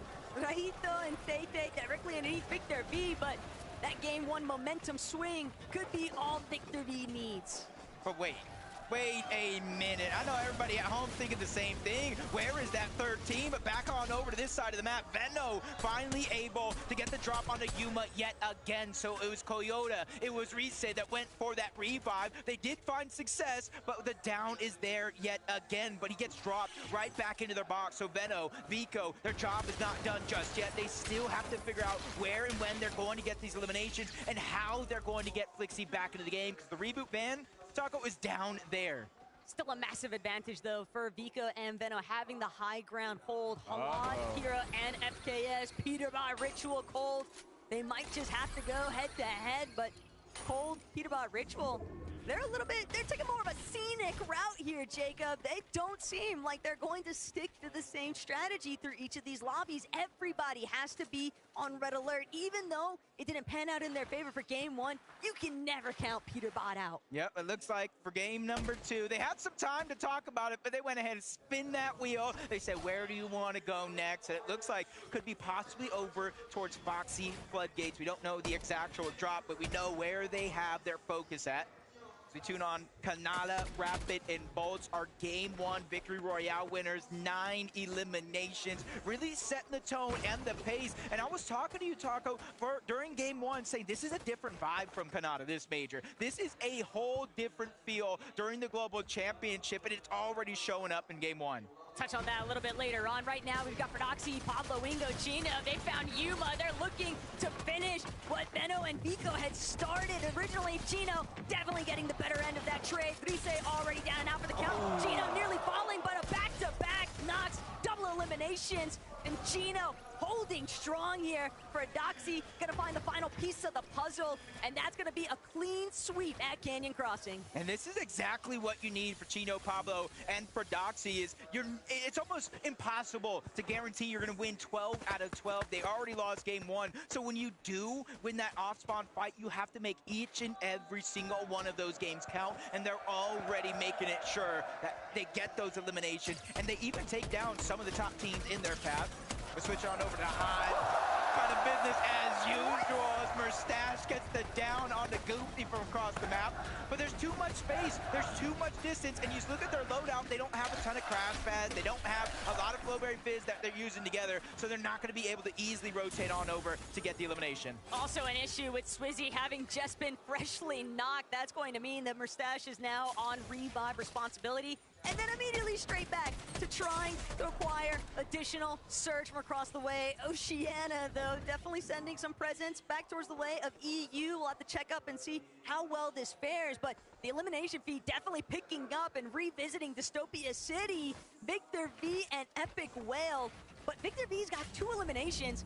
and they're able to take care of this reboot no problem, but still bound to draw some additional attention. Yeah, and kind of rightfully so. These guys are just playing out of their minds. Victor V deserves the biggest stage and the biggest round of applause. Honestly, I don't know where Pops is at in this building, but he has to be a part of this loud crowd. And there's the second elimination on the Razzo, and they're making sure they know it. Look, it doesn't matter, M8 or not, they're cheering for this young individual. Can't help but think part of the success that some of these teams are trying to claim, it does start with finding those early eliminations, even a knock, anything to kind of boost your confidence. But Art, someone who was definitely swinging throughout that first lobby. Still, this is a difficult situation to tackle here. Kadu, Pisco, and Striker just continue trying to berate into these walls. They're not going to be able to break through the box just yet, but Southco from overhead alongside Art, they're looking to try and make a separate angle approach. They've actually got Striker's trio a little bit trapped, and despite things looking slightly grim here for Arc and Salco, they've delayed it long enough. This might not be that appetizing of a fight.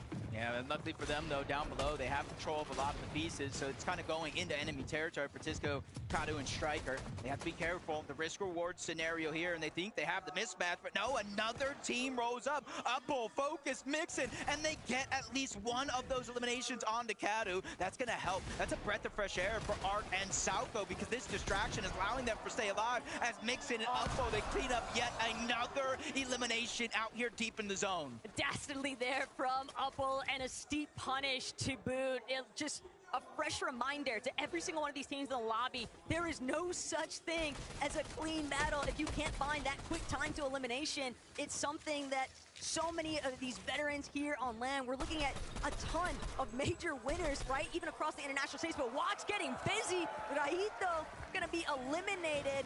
And checking back now with Mixin, Upbull, and Focus, they recognize there's still one more trio member. Granted, with those two eliminations, they're recognizing the fact that this is just an easy final piece if we want to take it, but it's not something they have to force. Yeah, you got to really be careful here, too, if you're Arc and Salco, because that team's just floating around. They don't necessarily know Arc and Salco are there, so they just have to be patient as can be and kind of hope they have enough Storm Surge to last these next couple of zones. Because they're not a team that'll build those towers. Arxpo and Salco is one that just kind of fight for their surge all across the western side of the map. Wax, Ping, Malabuka, they have that one elimination so far, uncontested at Outpost. But very, very similar to that last game, this zone is pulling all the way towards the north, so a lot of these teams have to think rather quickly. But this is a very dangerous position that Ping has taken up. He's being fully collapsed on by the Middle East. Halad gonna find that initial knock onto Ping. Malabuka gonna be forced to try and possibly pull back from this position. FKS, Hero, and Halad just fully intervening with what they were scheming by the Outpost Enclave. They're trying to get some surge across the way from Panzer and Yapto, but that option has just been reduced to nothing. It's all about kind of waiting to see if it's worth it. They know at least two teams are fighting, but they may not know how many are still alive over on this side of the map. But Malabuka is using that opportunity. Even with his teammate down, he knows Storm Surge is a problem, and he has to worry about it every step of the game. Pablo, Chino for Doxy, they get another elimination. This time it was Visuals who have went down, and honestly, this is like redemption. They said we went down early in game one, we didn't get any points. If we have any shot of getting a top 10 in this tournament, we have to pick up the pace, and that they shall do. This is so reminiscent of how they handled their Major 3 performance in EU. They were scrappy, they were aggressive, and they were successful for it. And right now, when you're staring at a team, oh, hold that thought though, Chino, taken out of the sky. That's the dangers involved with this Flowberry Fizz, and the crash pad still has Pablo and Prodoxy to immediately back him up with that double revive, but there's definitely trouble in the horizon. Teams immediately trying to key them, seeing that that knock was successful. Yeah, just kind of an opportune moment. They just chop out the... I feel like I've seen this more and more and more. They just take that opportunity, catching them slipping, maybe even asleep, and they just end that fight rather quickly. But it was Agers, Acorn, and Pollo that actually did get that knock. It does look like they were trying to rotate in that direction, but they rather quickly to get the revive. No worries there. Malabuka walks. No ping still in sight. There's so many teams here on the southern portion of the map. including Hero, Halal, and FKS. And Alex team even beginning to rotate over along with Anon and Resigns. This southern portion of the map is looking rather busy. Oshi has just decided, hey, we are so far south, but we need to get surged somehow. So for them to push forward, they might have taken notice of what was taking place inside of that elimination feed. Slightly different tempo though for Marius, Vanya, and Pixie. Just content to farm things out a little bit at OXR headquarters. Spot King off in his own surge base. Decent ways away though. So all this plethora of heals and loot and easy rotations, but surprisingly enough, Arc might have just been able to clutch up big time for himself and Salco. Yeah, I feel like that's almost an understatement. They tried to get the reboot back onto school. He went down again. It's almost no loss because they were able to pick up a huge elimination. It's Malabuka getting a knock onto Nam, but we're going to jump on board Cooper, Reed, and Curly. They were the ones kind of admitting, hey, for us to get Storm Surge, for us to get that damage, it's going to be a challenge. But now you can see what's landing right next to him. A huge drop, a huge upgrade. And that's something a team like this feeling confident once they get it. Salka and Arc still trying to fight things out here. A big knock onto Uppo, but Focus from overhead. He's going to bring down Salco. It's all down to Focus versus Arc. Focus definitely having the HP advantage currently, but he's going to go for the full finish here onto Salco. That Siphon immediately extending his leverage here. Arc scrambling underneath him, trying to see if he can replenish just a little bit of his shields to boot. But Arc, he's got to make a decision. He's got to make it quick. He's trying to see if he can get this right angle peek. Instead, stuck underneath these pre-existing builds. Focus going to create a little bit of space here. Focus off the right biz, trying to get the overhead approach, and Arc is still looking to take this fight. He's not backing down. You have to respect the guts to go for it. And Focus still struggling to clean things up. Arc might just be able to turn it, but Arc, he doesn't have a lot of HP. He has to reload. He's not going to be able to win it. He had the opportunity, Jacob, if he just had one more shot. Very, very unfortunate circumstances for Arc. He ran out of white heals, no bandages, no med kits, those slurp juices. He had to be aggressive, but that played directly into Focus's hands, and he capitalized on it perfectly. Even though they're out of zone, Taco, I expect their full trio to be back into this game rather shortly. The fourth zone, still relatively early on in this game, but 6 eliminations for Halad, FKS, and Hero. Seeing how they're picking up some of those eliminations. It's Walks, he gets caught slipping, clothesline, shut down rather easy. Malabuka as well, no knock on the Malabuka, which means they're out of this game. We knew it was going to be difficult, though, for Malabuka's team to have a recovery point. They got so locked down at Outpost Enclave, but this is wicked work by Pablo, Chino, and Ferdoxy, just slowly making the Ferdoxy crouch approach. He's been notorious for this method over the course of this past year, and now, currently, it could be the surprise that Peterbot does not want to have to deal with, or Golden Ritual. But Pablo, Chino, Ferdoxy, the patience, the discipline, they know exactly when they want to strike. They could possibly even be looking to try and tackle a couple other teams nearby. Yeah, just kind of double options, wait for zone. But if somebody kind of gets a little bit too ahead of themselves, that could be an opportunity as Peterbot shutting down Resigns, and again, no knock. So the #1 team from OCE is out of the lobby in game number 2 as Peterbot, Cold, and Ritual looks to ramp things up. But Pixstorm and Demas, underdog story the entire year. And this is something, I love the underdog story.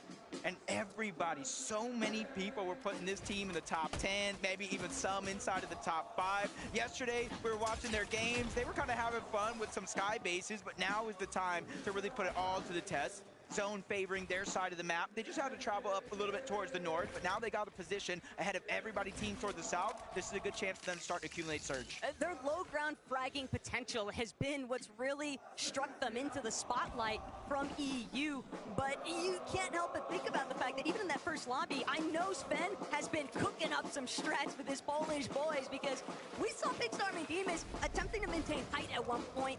Curious if they tried to do that same sort of mentality in the secondary lobby. Height was definitely a little bit scrappy last game, but King, Phaser, and OPA's in a little bit of trouble here, but they know Focus is in even more trouble.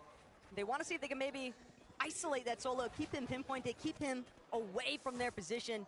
PHN is going to need a bailout soon, though. Yeah, and this is a scary situation for the entire trio, for that matter. Finally, they find some heals, but I was just thinking 177 above the damage threshold. It is above the damage threshold, but it is not a ton. Things can change rather quickly, especially you see Merstash, you see Swizzy, Queasy on the other side of the mountain in the zone, pushing further and further towards the northeast. And this is where in the back of my mind, I'm like, oh my gosh, on that side of the map, Taco, there's mountain ranges, there's dips, there's dives, there's so many different things in terms of elevation. Teams better be prepared. And look, game one definitely did not pan out the way that Acorn, Pollo, and Agers would have normally anticipated, or anybody honestly in this audience would have expected them to do. But with so much surge damage already online, Jacob, this dead side rotate is absolutely perfect. They don't have to worry about encountering any of the clusters that might be starting to build on the edge of zone. The real thing that they're going to have to be very, very cautious of is just not getting beamed from the sky. Yeah, they're going to be rotating to a lot of teams for that matter. So that's why they're trying to use that new upgraded launch pad. You mix in the Flowberry Fizz, and you tend to kind of get out of render distance for some teams, and you kind of get a free rotation in. It all depends on who's kind of looking up at a moment. And now we're seeing a peak with Kanata, Rapid, and Bolt of what that southern side of the zone actually looks like. This is what Agers, Acorn, and Pollo are actually rotating into. So for Kanata, Rapid, and Bolts, they already won game number 1, 9 eliminations. For them, I think it's kind of like slow and steady wins the race. They're not going to get greedy for eliminations. They're going to let them naturally present themselves throughout the... Some of these elevation shifts, though, it really challenges some of these IGLs finding the most optimal path for their teammates. Swizzy, Queasy, Merstash, not going to get too tagged up here by Iyamzo, Higgs, and Clicks. A little missed opportunity. Victor V, though, that's going to finally be a connection there from Iyamzo. The future, trying to see if they can pop off here, but it's going to be tough. They don't want to forfeit their position right now, Jacob. Try and keep against Victor V, Epic, and Paver. They're just going to let them continue to tunnel through towards that side of the mountain face. Kazi and Aspect, though, stuck. Prodoxy, Pablo, Gino. They're not going to let these guys go. Bro, they got the exotic Slapberry Fizz, they got Slurp Juices, they got Splashes. I know you start to think a little scared, like how much do they have to stay this deep in the zone? It is going to be a 2-tick, but they have more than enough, and 2 potential eliminations, which will grant them siphon, so that way they can save those heals even more. As Prodoxy doing his lurk, patented lurk here coming out, up above. Chino's not going to need the help that he thought he did. They're going to clean up those eliminations. They have 11 eliminations. What are we witnessing out of Prodoxy, Pablo, and Chino? They're making up for lost time. That last lobby, they had 0 placement points from being wiped off spawn, but 44 elimination points is absurd, Jacob. And they're not looking to slow that anytime soon. What I'm worried about for them right now is they are taking a lot of storm damage. Storm sickness could definitely pose a problem for them later on, but we'll just have to see how they continue to move through this lobby. Meanwhile, Peterby, Poe, Ritual, a little bit stuck. We're so used. Everybody is used to seeing Peterby, Ritual, and Cole be super stacked from those divisional cups, but here in the global stage, they just haven't found a home. Honestly, quite shocking. We tune into Mr. Savage, Reason, no chap in sight. Getting eliminated early, but I'm a glass half full type of guy. You see them center zone, so as long as they have enough Storm Surge, they're not going to have to worry about rotating from point A to point B like most of these teams. And then you can see the whole stack side, the eastern side of the zone, that has the elevation. So now it's kind of like a mind game for some of these players. Do I give up my little bit of high ground to rotate a little bit more center where there's less and less pressure from some of these teams? Or do I stay and hope for the best of the zone cuts back to the northeast? Queasy already scouting out exactly where he wants to go next, with Cooper and Curly holding down the high ground, though. Peterbot, Ritual, Cole, they're a little bit stuck here. They can't break through. Instead, they're going to have to deal with Prodoxy pulling up directly behind them, and they just don't have that much material. They've got a completely stacked trio in comparison, loadout-wise, and Prodoxy recognizes just how it matters Peterbot's team actually is. That could be a very dicey situation. Instead, focus now from Gino, Pablo, Prodoxy actually going to be applied directly towards Epic Whale and Paper, trying to make a slightly lower rotational approach, but Gino and Pablo, they are completely smothering Paper and Epic. Yeah, just kind of force them out of the zone. And it's not a ton of damage each and every second, but that definitely adds up. Look at Paper, HP absolutely diminished in the blink of an eye because of that rotation. But it might have been worth it. It pulls towards their south with a lot of these teams, but Feroxy knows they're trying to put down pressure. 10 HP, barely surviving. There's a second too quick Beacon. That's Ritual. That's Cold and Peterbot. One's going to go down. Cold's going to fall as well. Ritual by himself yet again. He's able to get the knock on the Pablo, but there is no chance of him getting the elimination. Ritual's going to opt for the trade of revives. He loses Cold entirely, and he's not able to actually stick it to Peterbot. Peterbot's going to be left behind. Ritual going to be forced to play it out as a solo now. Gino, Pablo, and Feroxy, they might even look to hunt him later on. They know he's somewhere tangled up in this lower layer, but still, they are just so heavily looted up, Jacob. The world is their oyster right now. From 11 to 13, big numbers in game 2.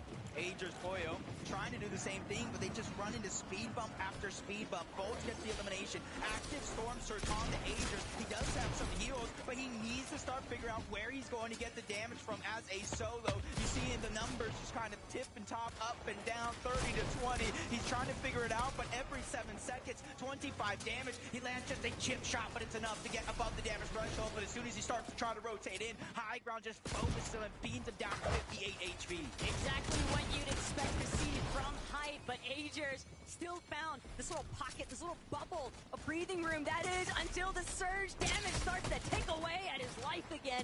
Agers just trying to see if he could come up with anything. Sure, they managed to dip a little bit into the placement points, but it's just not enough.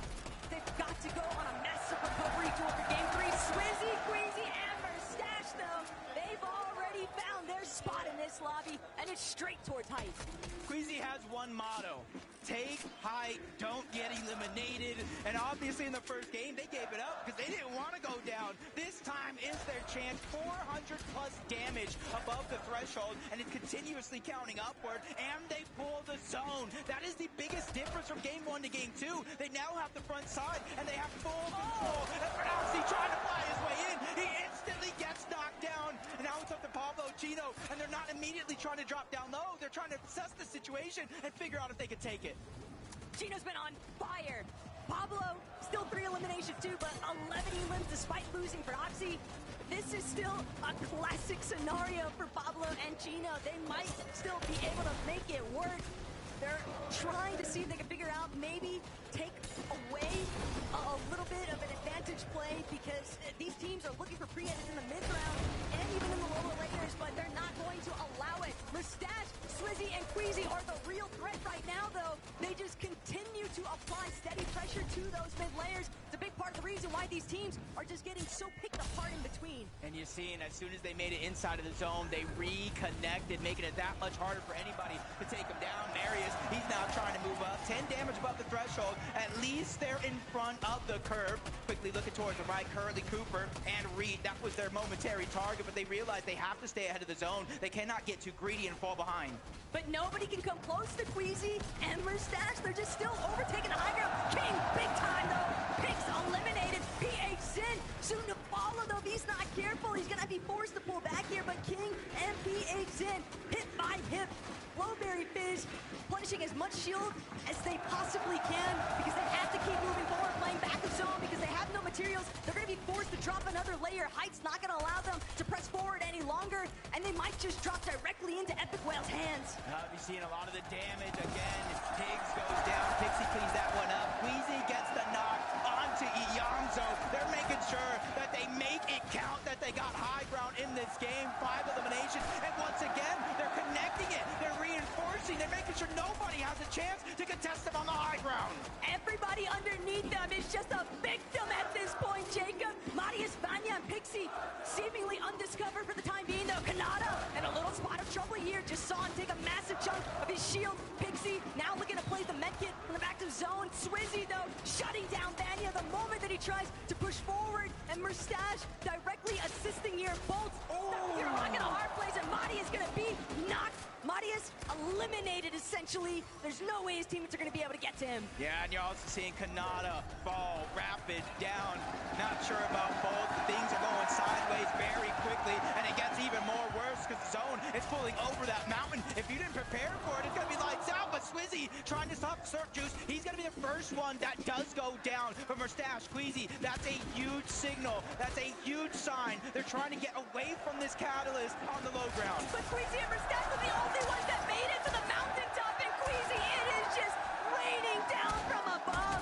Queasy continuing to find those eliminations. Pump gonna be dropped. It's only Baka and Yeko, and Panzer's been eliminated too. Queasy and Mustache away with it. No one left to challenge them. Kings of the mountain. If you were to ask anybody, who do you think is going to win? M8 is all what the crowd wants to see. And now two of their favorite players in the world just picked up a Game 2 victory royale. Just lighting up the arena as we speak, and you're seeing the looks on their face. Now I want to know what they're thinking. Frankie, let us know. Mustache, you have made the Gentlemates more happy than they have ever been here in Leon. What's it like to take the second victory royale here? I mean, it's nice, feeling nice. I want to win more games, we're going to win more games, and they're going to scream more louder with every game. I think they will. Queasy, it felt like in game one, you tried to take the high ground maybe a bit too early. You couldn't hold it. This time round, there were no mistakes.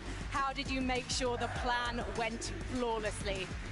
I mean, it's never too early. Like, even first game, if we got some lucky pulls, we could have had it. 4 pulls we had. And then they pulled over the water and was kind of unlucky we couldn't get it. But game 2, we got some favors in our way, and that's it. You don't need luck to win this, Queasy. Cette fois, ils n'ont pas laissé passer l'occasion. Il a dit cette fois, ils l'ont pris cette hauteur et ils sont allés au bout. What's the plan now for the next games? Keep going high and playing our game, that's it. Le plan de jeu, il est clair. On va jouer la hauteur à toutes les parties et on va aller chercher d'autres victoires. Big shout out, bravo to Queasy, Mustache and Sweezy! Now, Mustache, earlier on we did practice the Gentlemates chant. Do you want to give it one more go? Yeah. Are you ready, guys? Gentle! Gentle! Very good. Very, very good indeed. One more time though. Gentle, gentle, gentle! We're going to hear so much more from these crowds and these players after this short break. Do not go anywhere.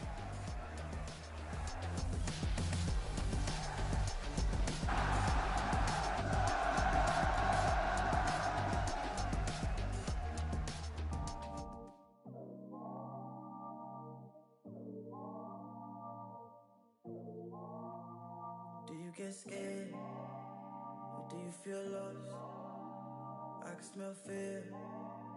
I've been there before. But you made it through the storm again. You did it on your own again.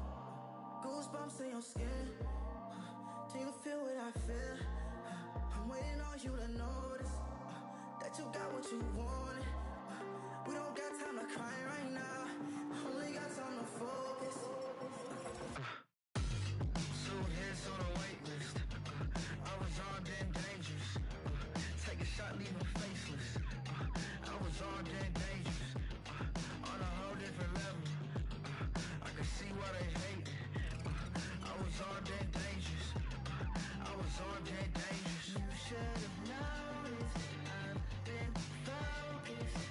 You should have known I'm locked and loaded. You should have noticed. I've been focused. You should have known I'm locked and loaded. You better watch your back, cause we aiming at your head. I don't need a pick me up and I don't need a rest. Knock down, top down, hit him in his leg. Pull up with the trio and my eyes all red. 1, 2, 3 of us can't compete with us. Everybody screaming like they did and believe in us. Believe in us, believe in us, believe in us. Soon heads on a wait list. I was armed and dangerous. Take a shot, leave them faceless. I was armed and dangerous. On a whole different level.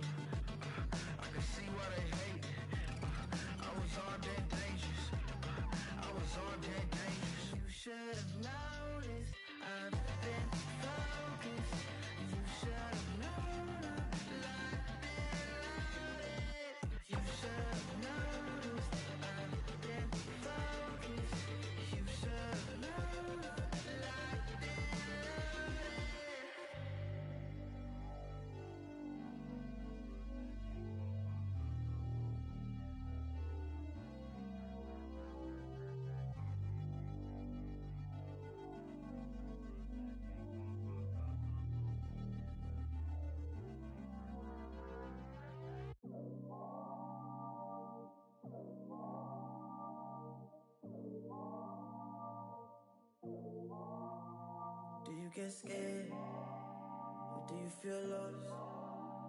I can smell fear. I've been there before. But you made it through the storm again. You did it on your own again. Goosebumps in your skin.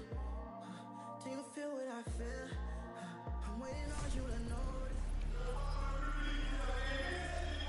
My, oh my, game number 2 going in the way of Queasy. Mr. High Ground himself, Swizzy Merstash coming out on top again. I love, my favorite part about Fortnite is when we see these games happen, we get to talk directly with the players. I get to see Swizzy cheesing because they got themselves a victory royale. And I love too, Viv, you know, they sit there and they kind of call out, hey, you know, we had some unlucky pulls game 1, but game number 2, everything went our way. Yeah, exactly. I mean, we definitely talked about that already. The interview that you're kind of talking about, right? I love to hear the game plan, right? Quizzy straight up said it. Hey, you know, what's the game plan? Just keep going, height. Incredible game from them, and you can kind of see the difference in the style of play, right? The control from this trio, you know, versus last game where we saw a less experienced team up on the higher ground kind of lose it very, very easily. It kind of seemed like, nah, Queasy's been up here before. They were well structured. Nobody was going to shoot them out. And I'm not going to lie, Kelly, after they won the game, they were kind of like hands up in the air. They were like, that was easy. Yeah, we watched the game. Nobody even looked up at them. Well, with Merstash with the revolver shotgun, who wants to look up at them? We saw what happened to Pablo. If you try and go up even close to high ground, they're just going to shoot you out. And this trio, we talked about at the start of the show, they have their head on a swivel. They are so aware of what they need to be looking at when they have that high ground. They have such good positioning, making sure that they have one player in the front of zone and then 2 players looking behind them when they're on high ground, because we know just how potentially easy it is to steal height, but not when you're Queasy. I love the kind of like the duality, the dichotomy of games 1 and 2, right? Game 1, you got Kanata come out, just jumping all over his trio mates rather. Game number 2, I mean, look at Queasy, ice cold, right? He's like, look, I love that I got this VR, but I have to stay locked in. I cannot falter even for a moment. I love to see that they got this victory royale. So many points racked up. And I thought for like a moment, I was like, okay, we've got height, things looking good. We ain't got eliminations. I said, Zeke, hold on.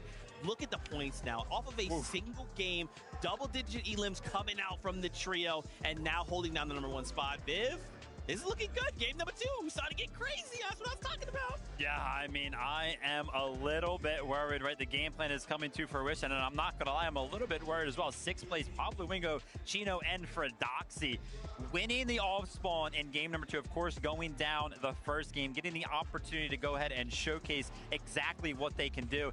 And Kelly, this was kind of like, you know, after major number 3, EU, they kind of hit the pause button, right? They showed up on the stage, and then they hit the play button again. They were like, listen, we know what the game plan is.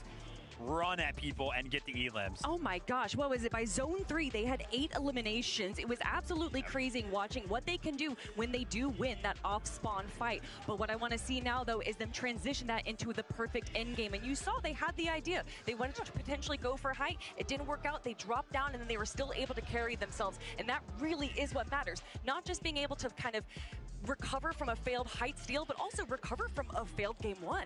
Yeah, I mean, listen, Zeke, I'm not gonna lie, I'm gonna be a little bit of a critic here, right? Levin kind of made a great point when he was just up here. He was like, listen, like, why are you guys kind of looking up at height, right? You would imagine that it was meant to be like an EU team up here. Of course, that wasn't the case in game number 1, but in game number 2, it was. I'm kind of questioning like the decision from Fredoxy's trio to kind of go up there and steal the high ground, right? Levin kind of talked about it. You kind of expect a great EU team to be on the high ground. You would imagine that Fredoxy would have thought like, hey, listen, Queasy's probably got the high ground. Why would you just send yourselves kind of right in their firing line and kind of risk that when they had so many builds to work with? They could have just worked the mid ground. I think they were testing the waters a little bit. It's still just game number 2. There's a lot of potential to possibly see what high ground is going to be like. And in game number 1, high ground was a little bit easier to take. But that was when Queasy was not on high ground. But looking up on the high right now, of course, we have to look at Pablo Wingo, Fredoxy, and Chino just a little bit more into that game. Look at this. We're in zone 8, and they already have 11 eliminations, sticking to the low ground because that's where all of the players are going to be. That's where everyone drops down when they're getting a little weak, a little low, and that's where they can clean everything up. Terrifying stuff. Man, you know something else I wanted to call out?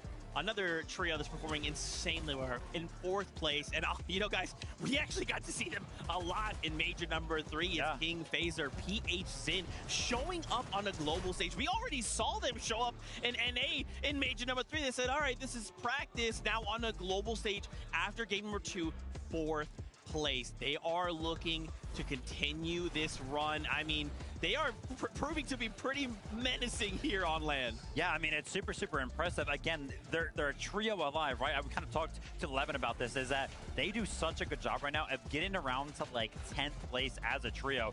Kind of a little bit out of character for them, because usually when one of them goes down, all of them go down at the same time. But no, a little bit of a clutch here from King and PH Zin. Incredible stuff, right? Maybe adapting to the lobby, being like, hey, listen, we can't just kind of play this game where it's trio or nothing. Let's play for ourselves a little bit after things start to look a little bad. 4th place right now is so good. I feel like that really speaks to what they learned from North American Central. That's something that we commonly see. A lot of these duo solo clutches in a trios competition is kind of NA's bread and butter. And so for King to come here, learn a little bit, and also perform very well against the big names in NA, I think that they have brought that in just tenfold for the Globals competition.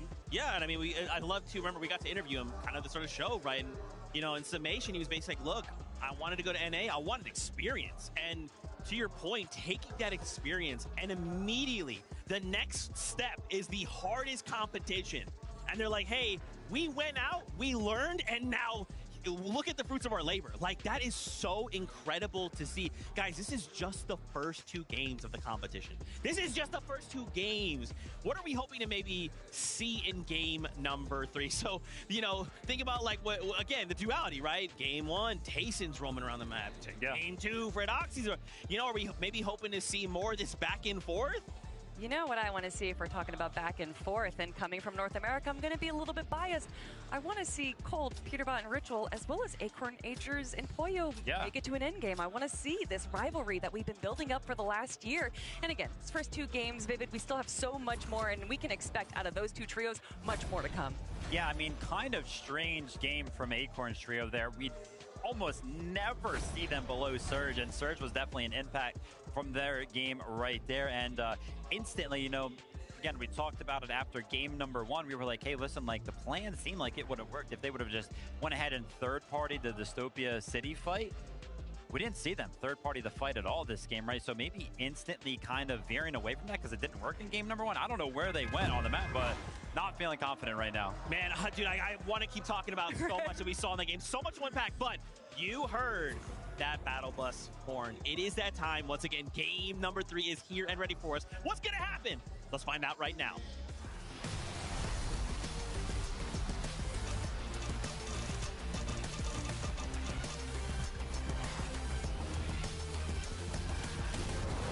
Here we go. Game number 3 is among us, and so much is going down around the map. It's kind of hard to keep focused. You got the Rangers ruin Osbong fight 1-1. You got the triple contested, or even now a duo contested Dystopia City. You got drop spot roulette being played out as well, and you got Queasy's team and Kanata's team at the top of the leaderboard. But we just saw Fredoxy and Tayson on the big screen here in Lyon, and they are going back to back to back with these off-spawn contests. Both of these teams wishing each other good luck in those pre-game player interviews. But Fredoxy, he's looking to make that first touchdown. Tayson actually going to be the first man to pick up a weapon. He's looking to see if he can close in on an initial knock. Gino already stripped of half of his HP. Tayson, though, with the leverage of the high ground, they have forced Pablo, Chino, and Fredoxy to be stuck dealing with the swarm. They are all tunneled inside of the same staircase. Ranger's Ruin is getting desperate right now for Gino. He's only got 4 HP to work with, but Atris, he's actually going to be the first one fully eliminated. Gino still holding it down, delaying, buying enough time. Fredoxy with the separate angle approach, but Fredoxy, he's got to finalize on this. They have to capitalize on this moment, and they do. Dame strike yet again here in France, but no, it's been ruined. Scarpa, Gabzetta, and Way immediately getting involved. This is what we were talking about. Maybe 2 games will play out as normal, but things are looking a little shaken up as Gabzetta. They're trying to take advantage of this fight that has gone 1-1. Now it's looking like Fredoxy is in trouble. Gino, he's the one with the good loadout. He's the one that has to try to figure out a way to make a play as Fortnite just trying to loot up, get some materials. They realize even with Pablo going down, they have to start to think about reboot card. When do we get it back? And they're not the only team. There's another team that's starting to look in this direction. For Gapzetta, Scarpa, and Way, they got what they came for, and that's position over Rangers Ruin. The pain right now for Chino and for Doxy is that Chino is just stuck. Fordoxy had to create a little bit of space. He had to disengage. He had 0 mats. He knew he could no longer stay involved in this fight. But this is definitely going to put a damper on their overall game strategy because they're just going to have to wait it out. Gabzetta, Way, and Scarpa, they're also going to reap all the benefits of taking Rangers Ruin for themselves. See if that one continues to play out. We'll take a close eye on that one. But this one, Dystopia City, where we thought it was a triple contested fight. Cold, Ritual, and Peterbot go back to something they did early on in game 1. They landed towards the outside, but they do not know. Tinka and his entire trio is right above from OCE waiting for things to break out. But a triple contested, they're all landing towards the launch pad. Rise is the one that's getting good damage onto Vico, and that's the first stock. Flixie's taking some damage as well. Luckily for him, he has a momentary escape. Rise, Yuma, and Koyota just putting on the burners right now. Flixie was trying to see if he could provide a little bit of coverage, but 1 versus 3, and he's not going to get the chance to escape. Asia coming out on top in game 3. What is this? It might be a Brazilian thing, you know what I'm saying? Because both of the teams that qualified out of Brazil, or at least 2 of the 3, are now made their way over towards Rangers Ruin. Luckily for Fordoxy and Chino, though, they were able to get on out. So this is just a whole different mix-up that I didn't expect in a million years. This is the Fordoxy effect right now. At Rangers Ruin, everyone is just crouching, creeping up on each other. But Scarpa gonna be some of the first to open up with some big shots. Still not feeling comfortable just yet, diving straight into the heart of the action here. But Scarpa, they recognize King. He might be trying to make this flank approach. He could be an isolated member. PH Zin, though, still going to be enough of a buffer zone here. And Gabzetta, Scarpa away, they've decided, you know what? You guys can have it. We're out of here. Yeah, we got to figure it out. This wasn't even our drop spot. You guys can take it. Now King Phaser, PH Zin, they're actually choosing to kind of rotate away from Rangers Ruin, and that's a conscientious decision. Go for eliminations, go for points, go for Storm Surge, instead of sitting back, not knowing if that other team is still alive, and going for XP. These are the 2 different paths, and they're taking this one. Talk about a silver lining, though, for Fordoxy and Chino. They're left all alone at Rangers Ruin with Brazil deciding for that early departure, but Peterbot, Ritual, Cold, they've struggled to really find a home with their initial drops just because they've been trying to go all around the map. And yet again, lobby number 3, we are seeing them try a slightly different approach here, but the result is still all the same currently, Jacob. They're at Dystopia City, and they're waiting to see when they're going to be able to try and take advantage of this contested area. But Tinka, Kazi, Aspect, they're also just trailing so close behind. It's making it really difficult for Peterbot, Gold, and Ritual to actually take advantage of vulturing some of the leftovers here at Dystopia. And I just got my eyes glued to the mini-map right now, and I'm counting 1, 2, 3 different teams. But wait, one of them's Kazi, Tika, and Aspect. So I'm thinking right now, where is Epic? Well, Victor V and Paper. Maybe an early battle between Tay and the full trio is Swizzy, Merstash. 2 different bases towards the sky, and with the zone pulling a whole different direction this game than the previous 2, it looks like it's pulling south, maybe a western lean. Swizzy and Merstash and Queasy, they have the luxury of waiting for all these teams from the north to rotate down into them, and that means easy surge for the first place team. And Merstash wasting absolutely 0 time alongside Swizzy, locking in some of these early surge tags. A little bit of hide and seek, but it's going to be Merstash coming out on top yet again. Goofy knocked, but you have to remember, despite Goofy being knocked, there's no real opportunity provided there for Queasy's team to follow up with a heavy key approach. So we're going to shift a little bit of the attention focus. Striker needed to watch his back, but he still got Tisco maybe to try and bring things up into fruition, but Salco Arc School, they pose too much of a threat here, and Tisco, it'll be eliminated. That's just an easy cleanup. Yeah, for a team, you said it yourself, Arc is playing fantastic as an individual the entirety of the week leading up to this, taking 1v1s against anybody who's taken that challenge. And now something coming from him, NA West. This could be a big make or break moment for his entire Fortnite career. As Reed, Cooper, Curly, same position we saw them in that last game, just at the edge of the zone. They're just trying to get as much Storm Surge as possible. Not sure who that is on the other side. Baka's team, Mansour's team. Those are the two possibilities it could be. There's one thing that Peterbot's certainly got intentions leaning towards. It's maybe trying to key Marias, Vanya, and Pixie, but underneath, does he even know? Does he even realize? Victor V, Paper, and Epic Whale, they've decided maybe we should just bring the paddle straight to Peterbot, Gold, and Ritual. Why are we the ones waiting to see whether or not they're gonna stick around and hover inside of Dystopia City? Still, Epic Whale, not necessarily primed with that loadout for fighting.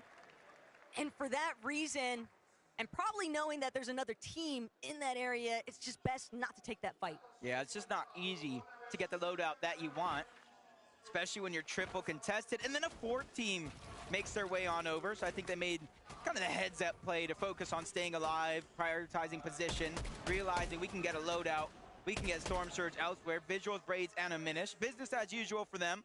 They land over towards Foxy. I think as soon as they realized the zone was pulling in their favor, they immediately start to set up their own surge base. And this is kind of a little bit of different kind of pacing of the game that we're seeing in game number 3 here. Instead of the all-out aggression, it looks like they're kind of playing more to what a lot of teams have practiced, which is Storm Surge bases. Yeah, but Cooper finding that first knock just gave the green light for Curly, Ree, and himself to actually find those additional eliminations. That's some big surge that they are getting online super early. And a handful of teams that have managed to have some success with these surge bases. But we have seen so many interventions, so many other teams, and that's something that Chat, Reason, and Mr. Savage don't take lightly. They're gonna spend a little bit of extended time inside of these early storm picks. They don't mind it, and it's giving them a good idea of which direction they actually want to head, especially when you're scouting out some of those surge bases in the distance. They know there's going to be teams looking to try and hold on edge of zone. Yeah, and then kind of add in the fact that neither one of these two games that we've had so far has went down to heal off. So it's kind of giving you more and more of that confidence, like, hey, I can stay a little bit longer in towards zone. I can try to figure out Storm Surge, especially if you're uncontested like they are. You could always go back for those extra heals. As OXR HQ, just as busy as we last left it. Pixie, Marius, and Vanya, they kind of got a huge base, basically a 3-room apartment. Everybody gets their own bathroom. They're just kind of replenishing a lot of those builds that they used to get there. You see the extra hills in and outside of their base, and they're just a hop, skip, and a throw away from the actual zone. The only thing that we do not know yet, Taco, is do they see Peterbot, Ritual, and Cold? Do they know that team is there? They're likely pretty aware that there's somebody lurking. Whether they know that it's Peterbot, Cold, and Ritual directly, that'll have to be answered later on. But Victor V, Epic Whale, Paper, they diverted that initial path, and they find themselves directly underneath Curly and Cooper, trying to see if they can apply some pressure, get a little bit of damage going. But Victor V gonna get the worst end of that trade out. And Epic Whale still looking to provide a little bit of coverage. They've just infiltrated the base that Cooper and Curly once held. Yeah, I like the decision, though, for Cooper, Curly. They saw the zone kind of pull towards the south, a little bit further from where they're at. They say, hey, we got to focus on this. Agers, Acorn, Poyo. This time around, they're getting to play their side of the overall map. We're seeing it pulling towards the south, but Demon's Debris kind of just on the outskirts inside of the zone. So they're watching and seeing every team that rotates on over from that mountain. You got to think Alex and On reside. They're towards the south of that mountain. Coyote, Rise, Yuma, they landed over at Canyon. So they're just trying to take advantage of every team that might not be quick to the punch. But it's still crazy to see that quick stat for Acorn's team, that they didn't take a single tick of surge all throughout the regular season majors. But here on the global level, they have been struggling back-to-back matches, finding a good grasp of that surge damage threshold. Right now, Game 3, though, halfway point, technically speaking, for day 1. They had the opportunity. We just saw what Prodoxy, Pablo, and Chino were able to accomplish in that last lobby. When you're able to secure over 80 points in a singular match, you're still always in the running. Yeah, on pace. Outside of maybe getting that victory royale where you do get the 9 extra points going from second to first place. So all you need is, you know, a win. But 10 eliminations, that's about a 105 game. Close the gap in an instant. We already saw that out of a few teams so far. Pixie, Marius, and Vanya, they're just rotating all around. You saw them go from OXR HQ. They took that massive launch pad with the Flowberry Fizz to take over the Shining Span Bridge, prioritizing their rotation. Not really worrying about anybody else that's there, as Victor V, Epic, they're still here, but Cold is the one that's down. So Peterbot and Ritual got the pressure on their shoulders. Tragedy there for Pablo as he's fully cleaned up too. So that's going to be a wipeout for Prodoxy's team. They'll have to sit and deliberate, figure out what they want to do for Game 4 instead. But Ritual and Peterbot still trying to work side by side. The problem is they are so split from each other, Jacob. The moment that Yamzo, Clicks, or Higgs might realize, hey, there's a primed up opportunity here to just outright key, but doesn't seem as if they're aware of that situation just yet. And already we saw Cooper, Reed, and Curly try to rotate on out. But now they're running into a whole nother team, and Cooper's gonna be the first one dropped. That's Snowy. Saad is still alive. Even though they do lose one, they have a numbers advantage. They can play for the revive, and I think Reed might know that just a little bit, trying to go for pressure underneath, break it through the walls. Beast Control does not go over. They do a quick peek. Both teams kind of missing those shots, though.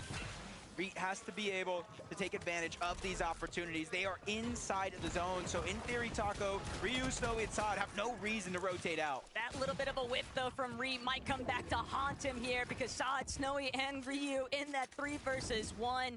This is so optimal for them to continue to apply steady pressure.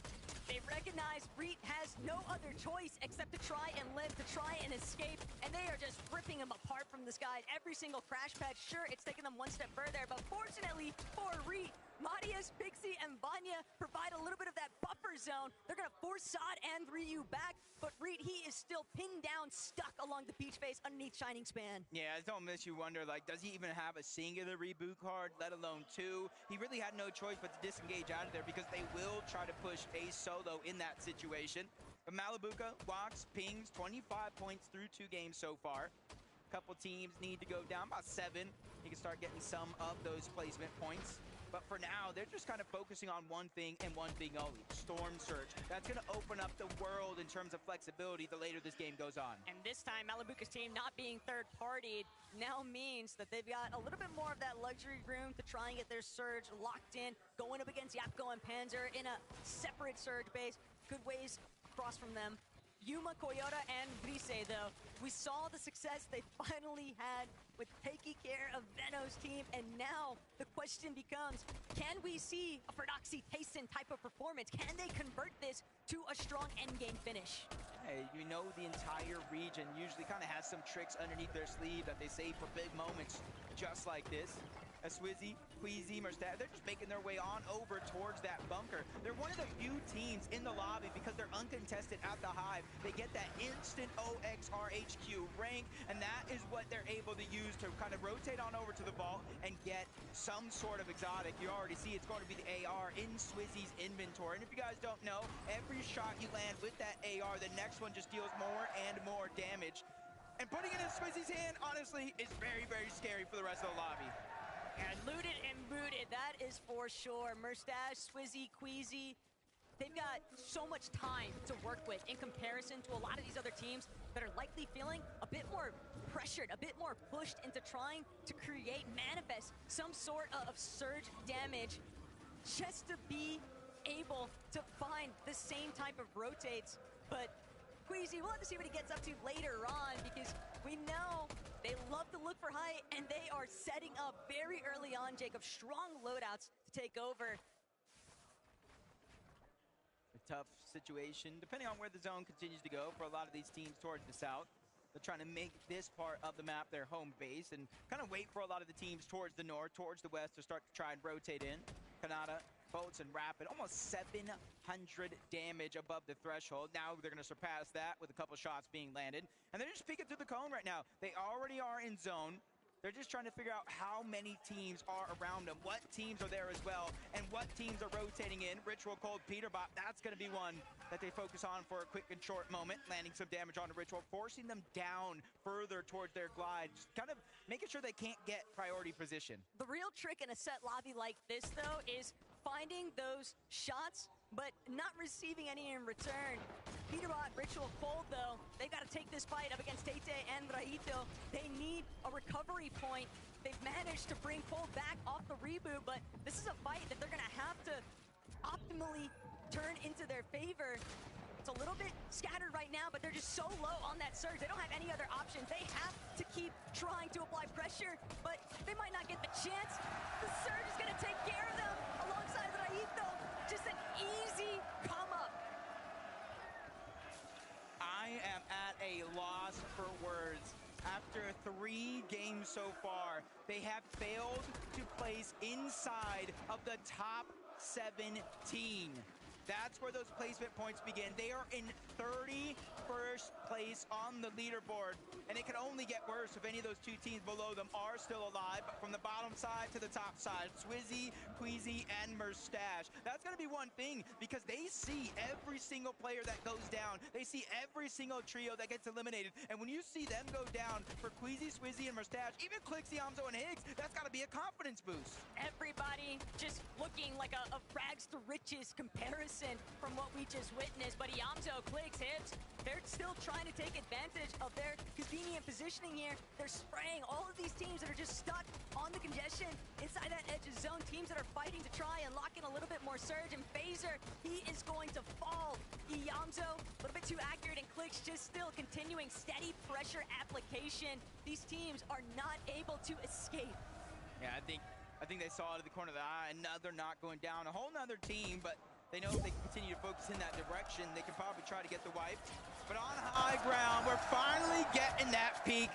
Poyo, Agers, and Acorn, but they're 69 damage below the threshold, which is surprising because we're at the Kappa factory towards the south side of the map. They have been granted the zone majority of this game, but just unable to really find the shots to put it to use, and they're falling further and further below. They've got to be real careful here. Team sitting inside the building, and Agers just doesn't care. Mountain gonna be immediately eliminated. Just a max pop shot. Poyo now looking to follow suit here. They are feeling so confident. They know they got Goopy locked in their sights, and Agers finds the next elimination. There's their surge at last. Locked and loaded, ready to go. And this is a team right here, right? When you got Poyo on this team, when you got Agers on this team, Acorn, debatably one of the best IGLs in Fortnite, them going down early, that's like poking the bear. That's like poking the bear in the wilderness. And that's something I would never do. And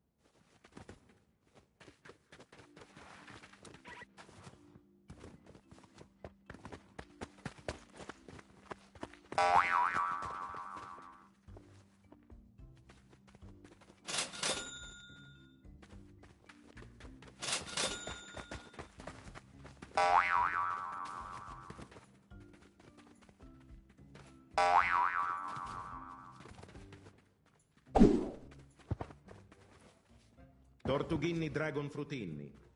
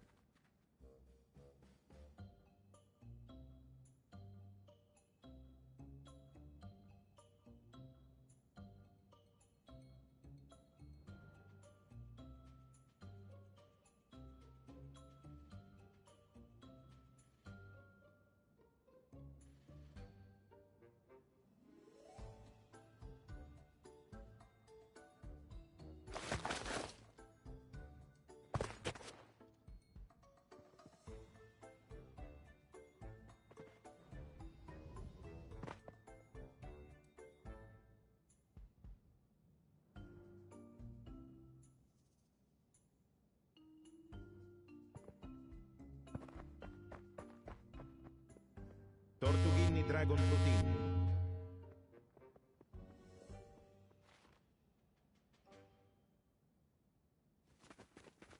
To Sahur.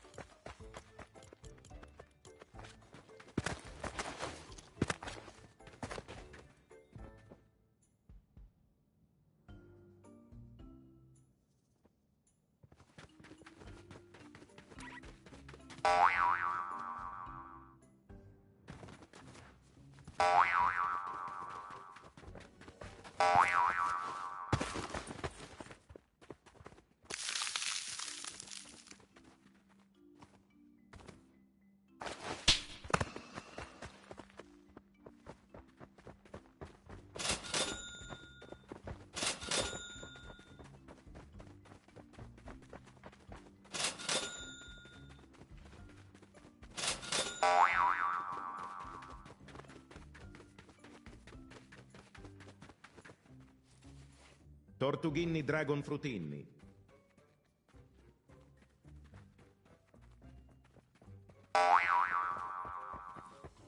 Tortughini Dragon Frutini.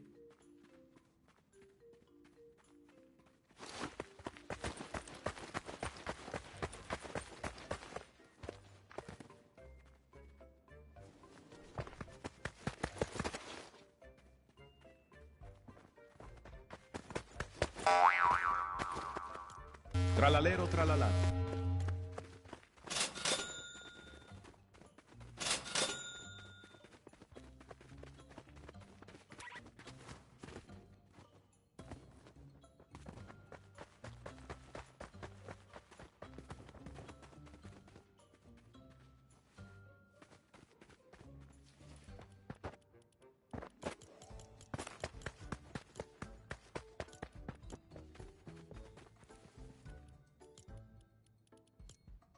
Tralalero tralala.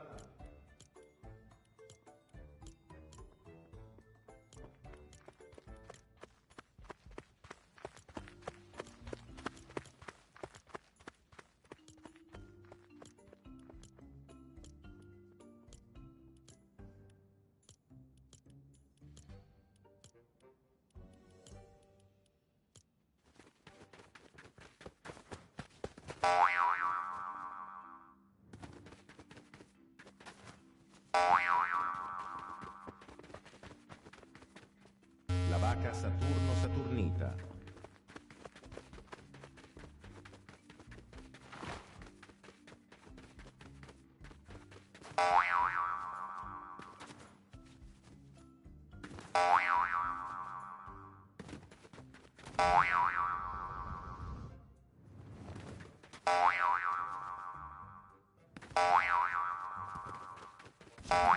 Tralalero tralala.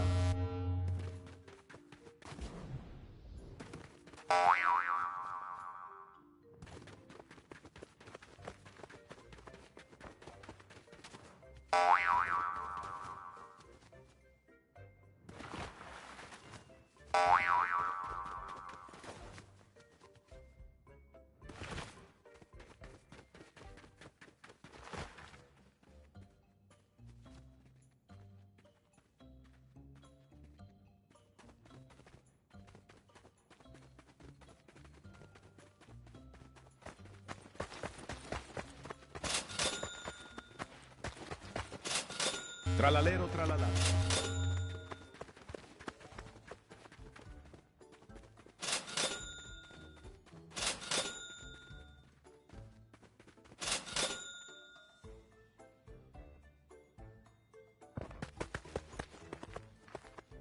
Tralalero tralala.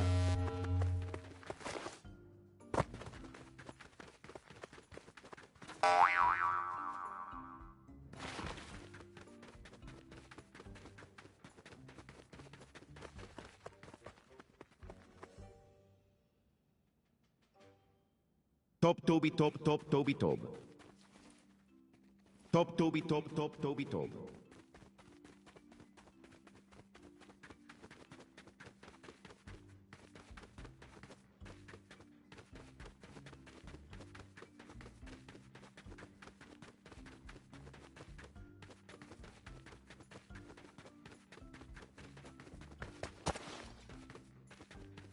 Špijuniro golubiro.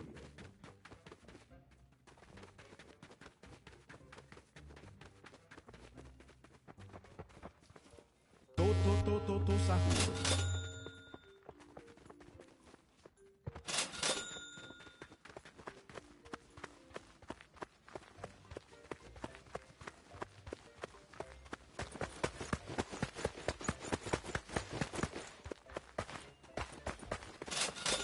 Odin din din dun. Bombardiro crocodilo. Lirilillarilla.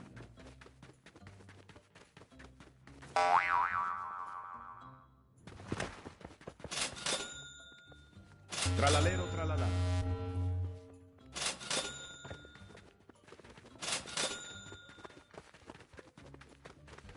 Bombardiro crocodilo.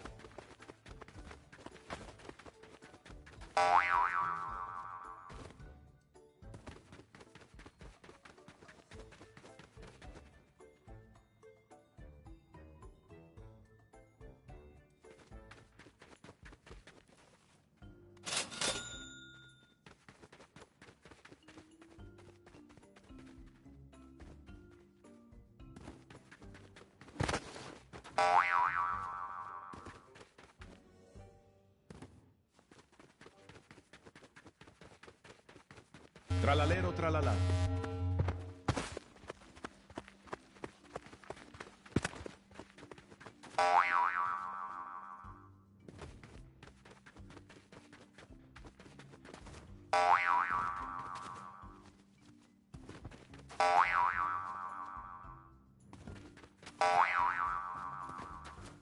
Sigma boy.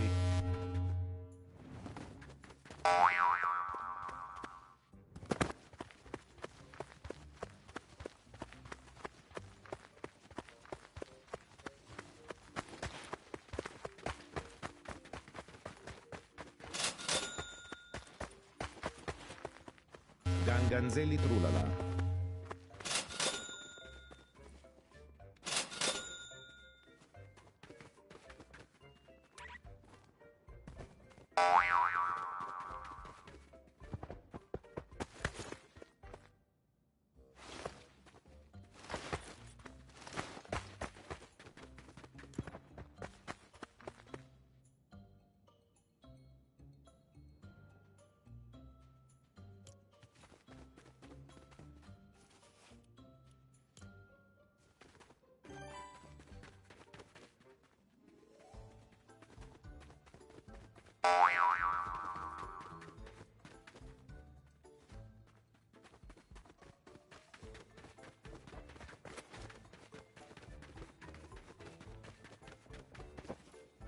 Tralalero tralala.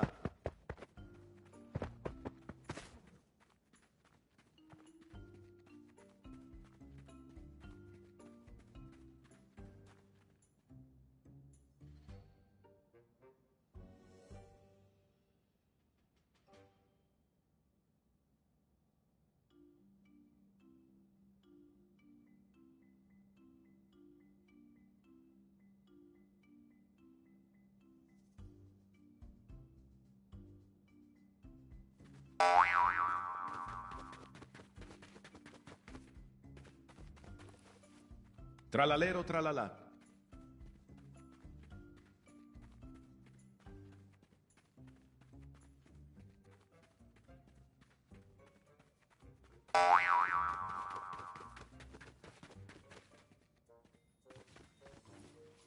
Tralalero tralala.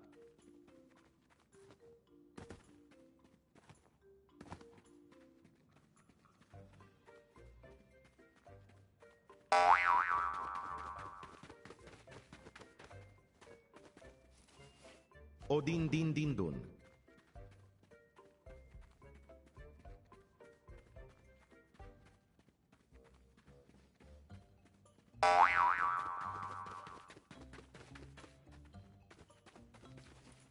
Sigma boy.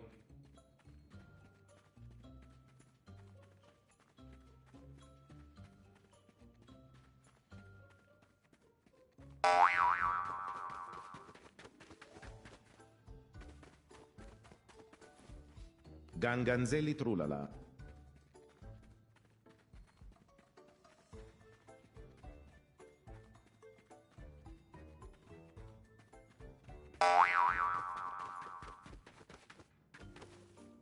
Tralalero tralala.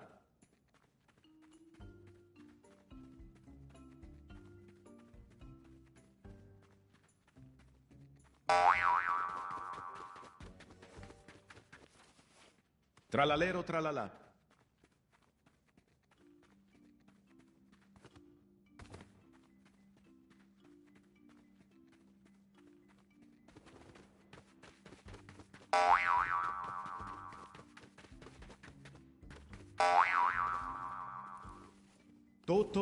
To sahur.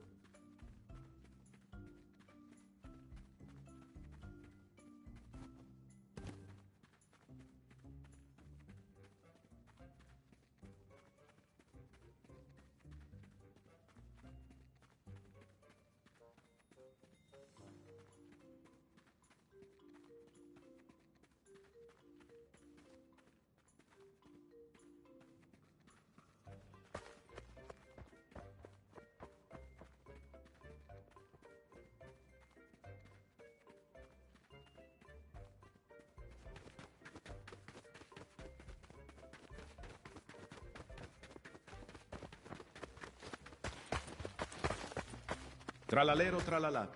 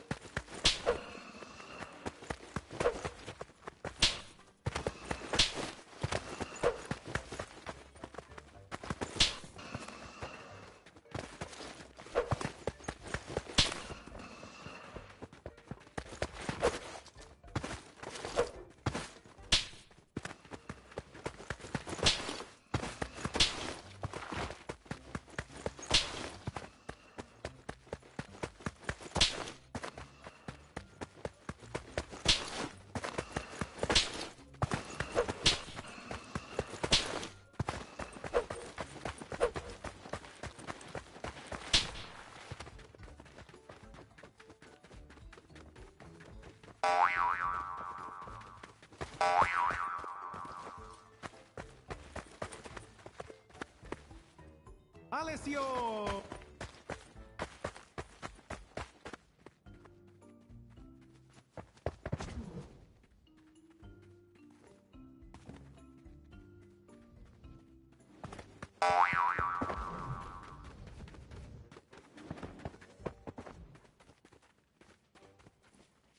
Tralalero tralala.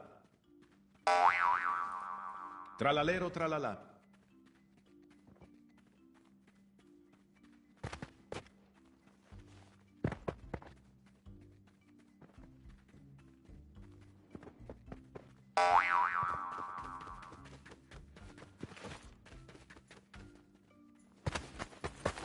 Alessio!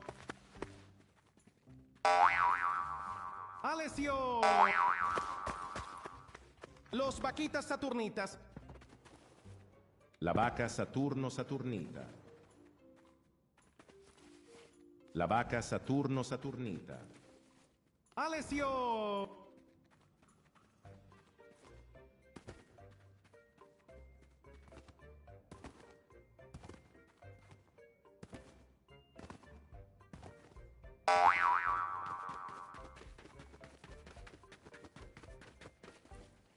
Los vaquitas saturnitas.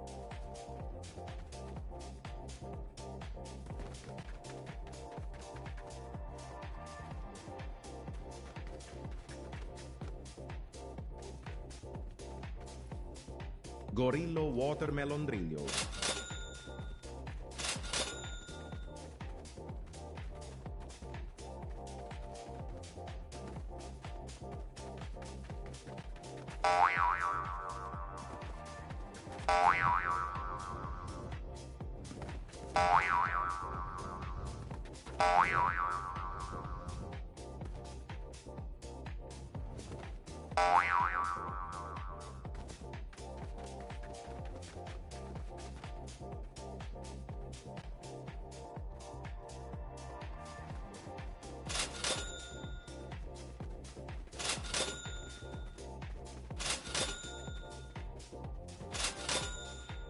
Bonbombini Gusini.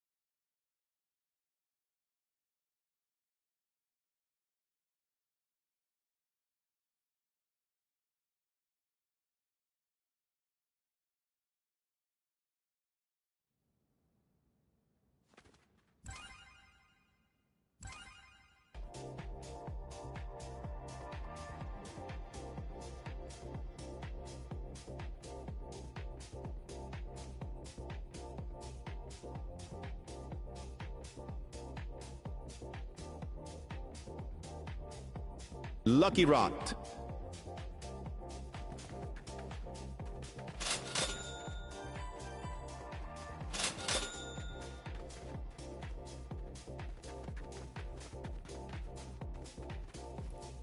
Sigma Boy.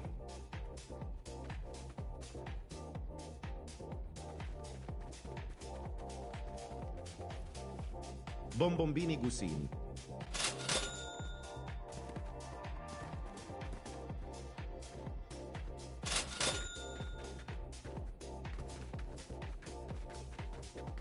Los Tung Tungcitos.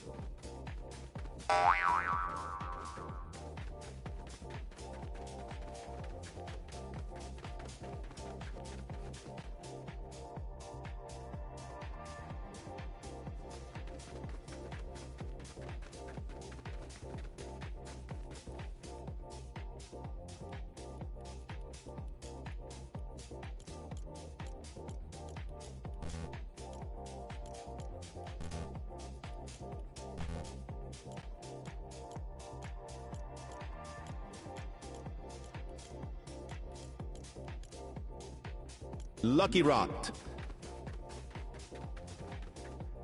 Lucky Rot.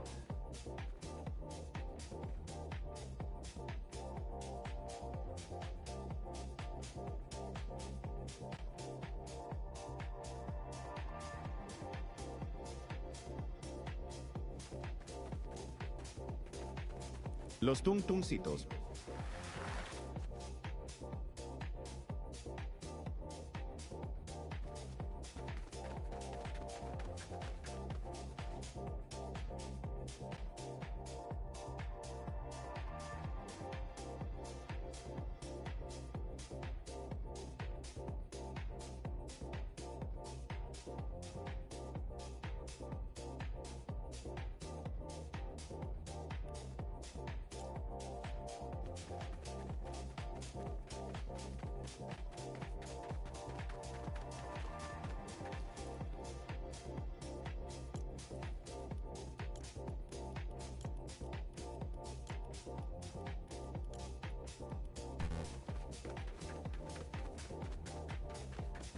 Chimpanzini bananini.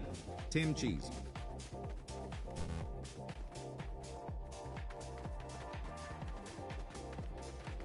Lucky Rot.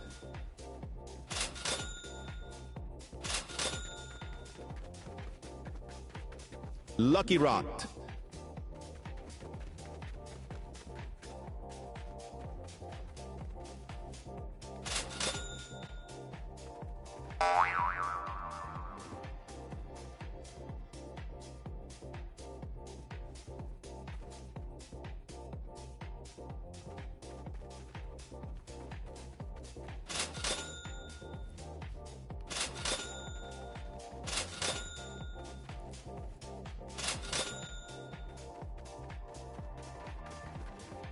Svinina Bombardino.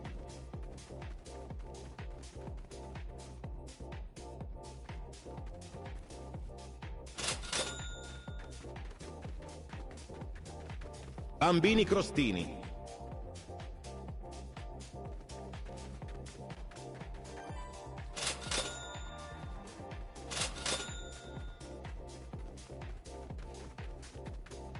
Lucky Rot.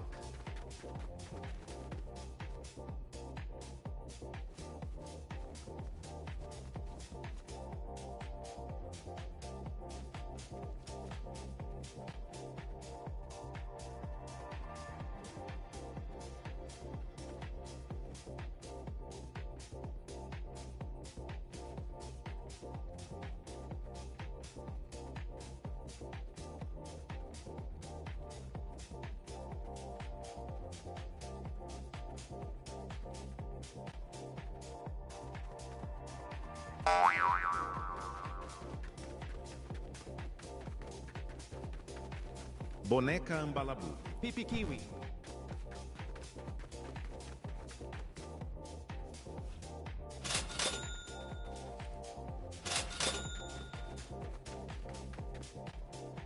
Ballerina cappuccina. Cimpanzini bananini. Trulimero trulicina.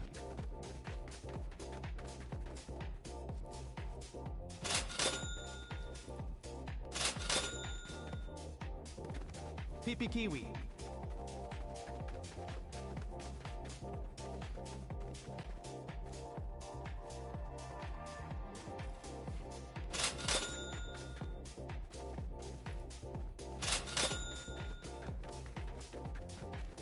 Lirili Larilla.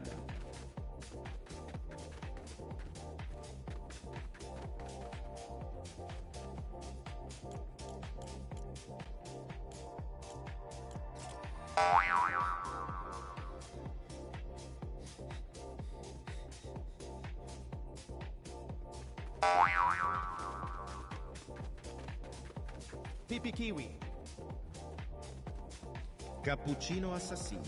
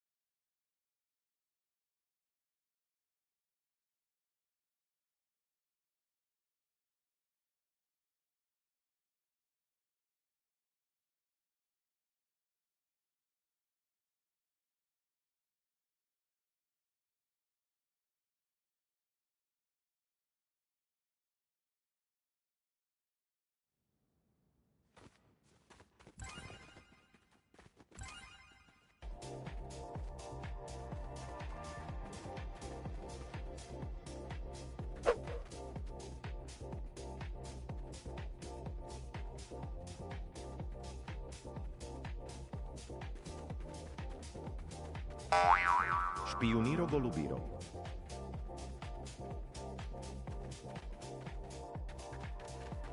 Gangster futera.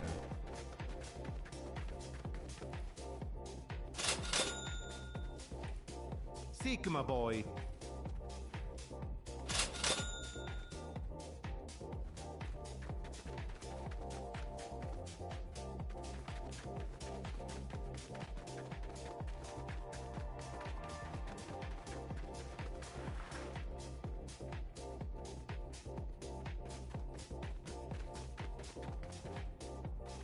Lucky Rot.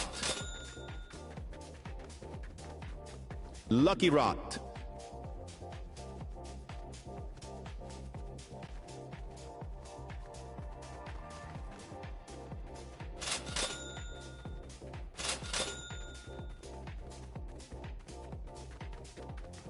Svinina Bombardino. Tim Cheese. Lucky Rot.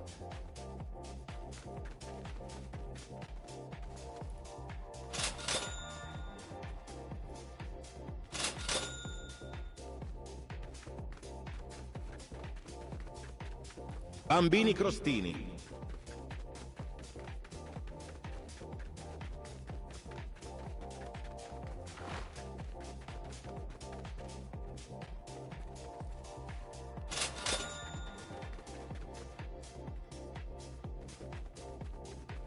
Brr brr petapin.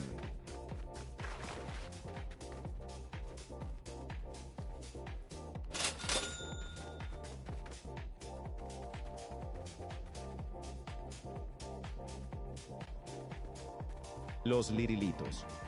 Los lirilitos. Tong tong tong sahur.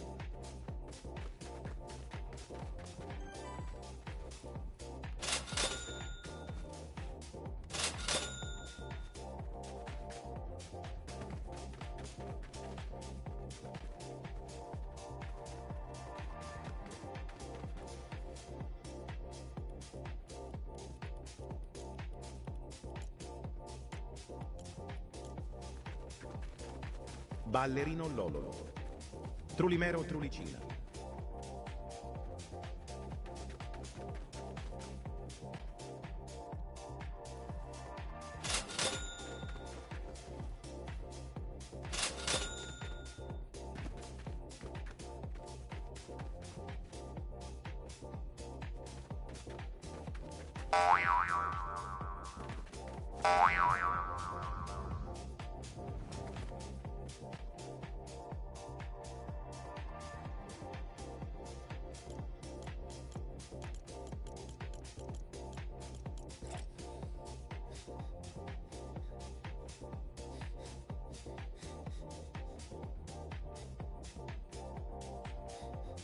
Piscini Bossini.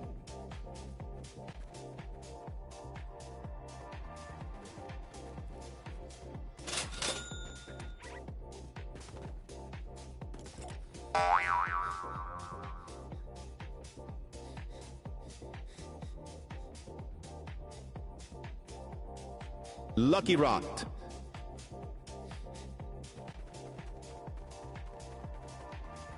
Lucky Rot. Lucky Rot.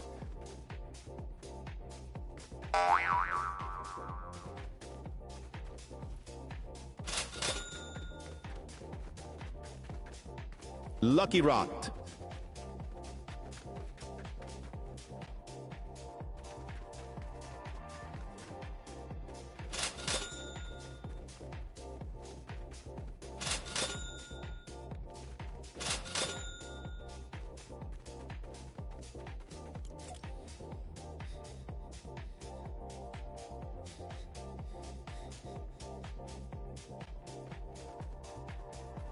Barbaloni Loliloli.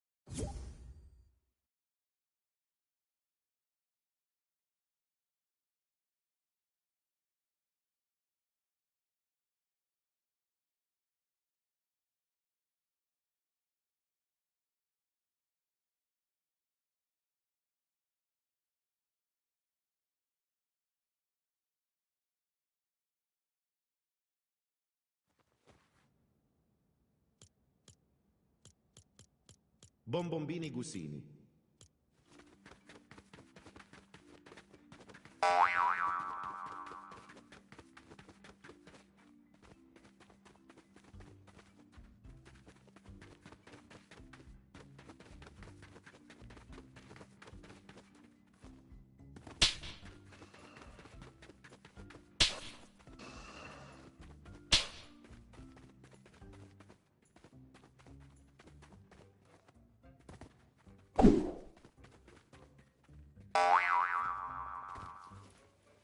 Bot hotspot.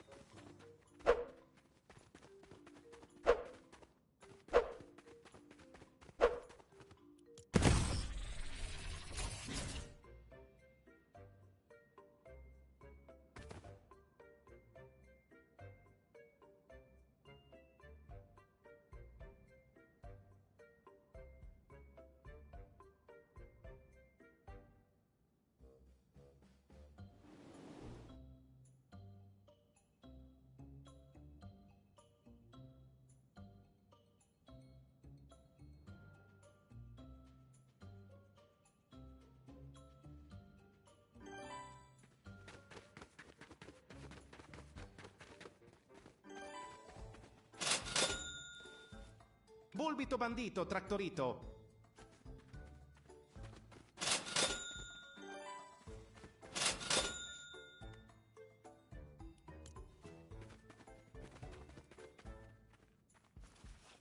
Gorillo watermelon driglio.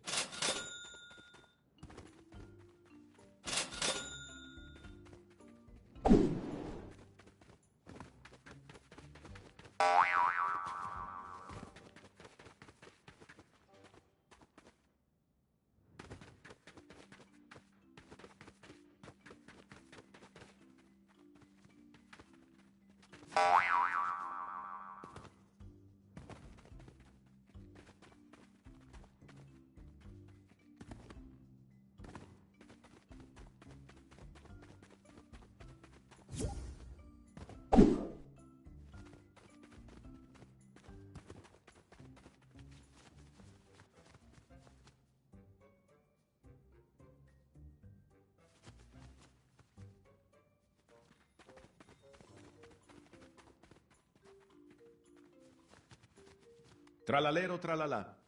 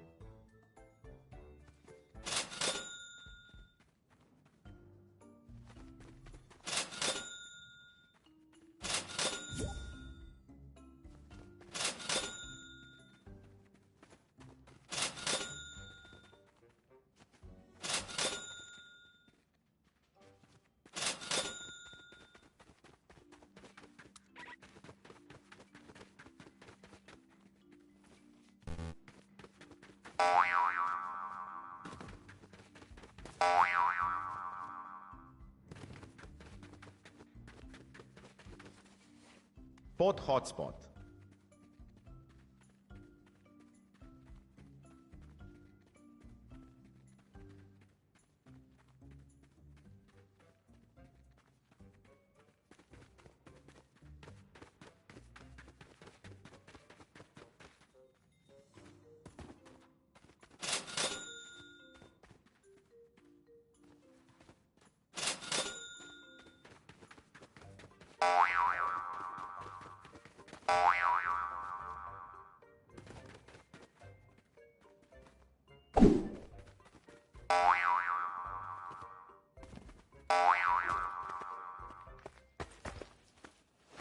Lucky Rock.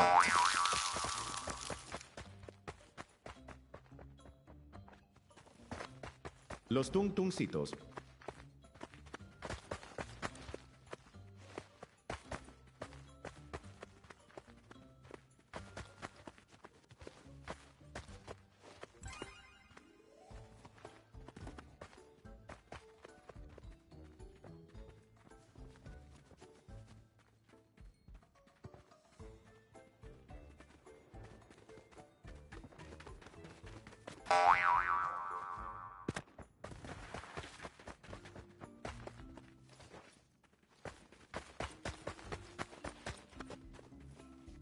Gorillo Watermelon Driglio.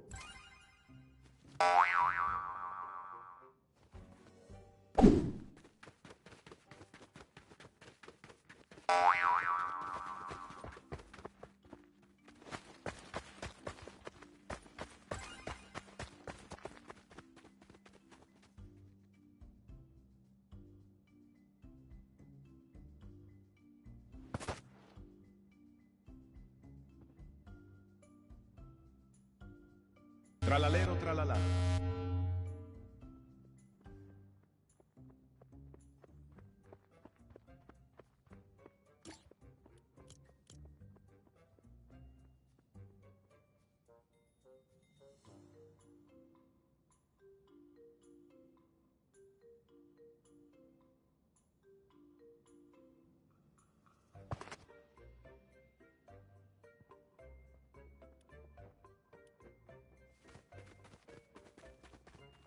Pot hotspot.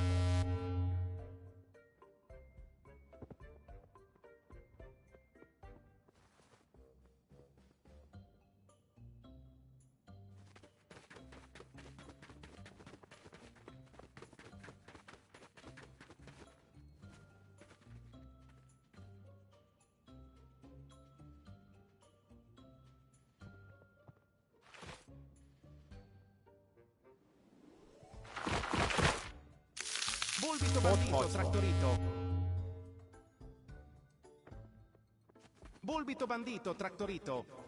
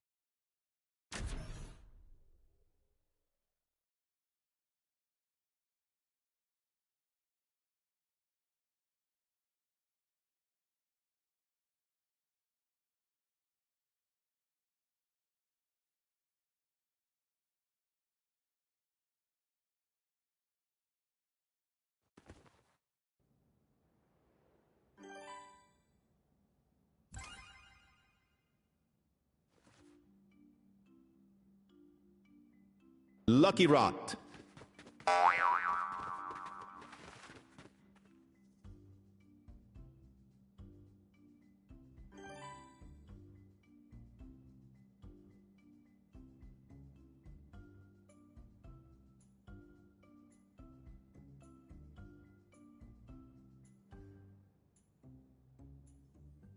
La vaca Saturno-Saturnita.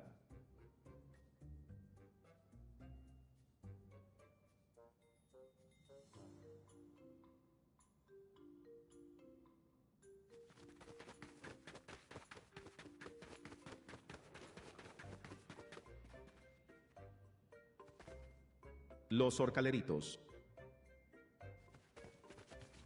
Los Orcaleritos.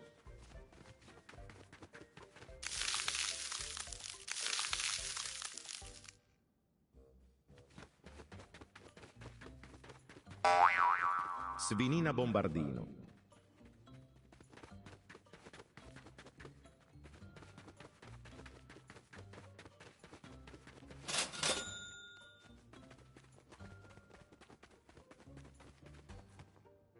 Lucky Rot. Lucky Rot. Strawberelli Flaminghelli.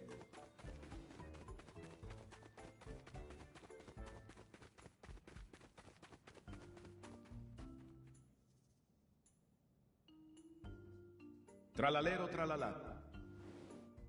Tralalero tralalà. La vaca Saturno-Saturnita.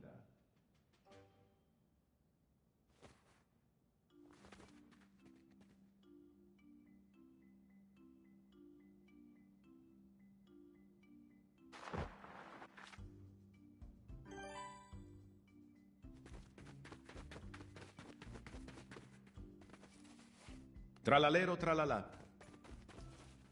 La vaca Saturno-Saturnita. Tralalero tralalà. Ballerina cappuccina.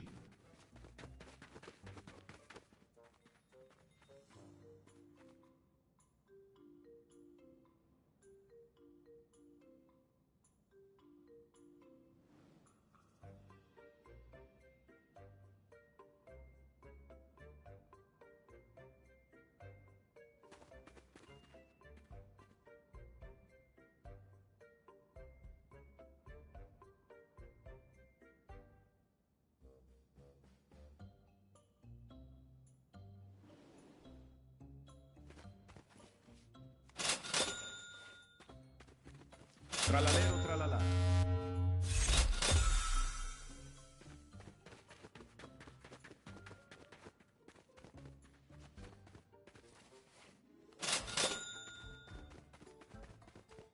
Tralalero tralalà.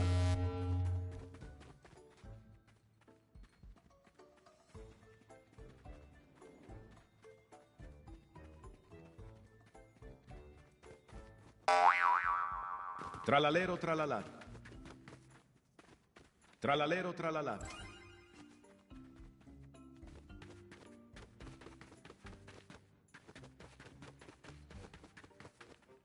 Tralalero tralalà. Tralalero tralalà.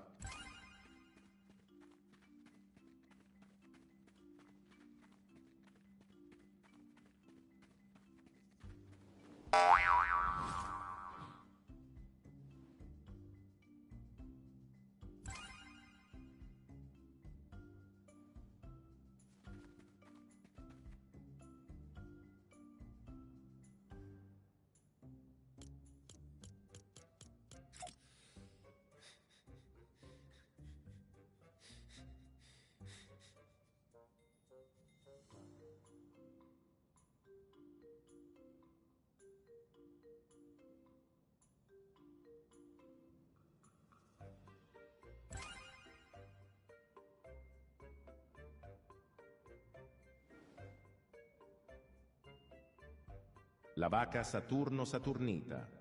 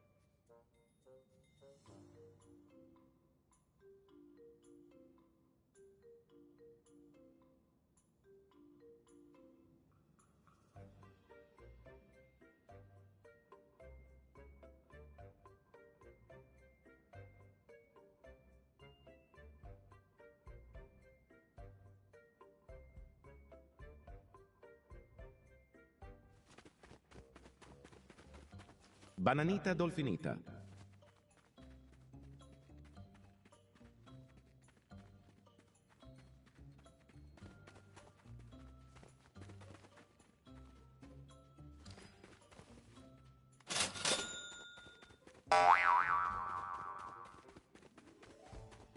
Lirilillarilla.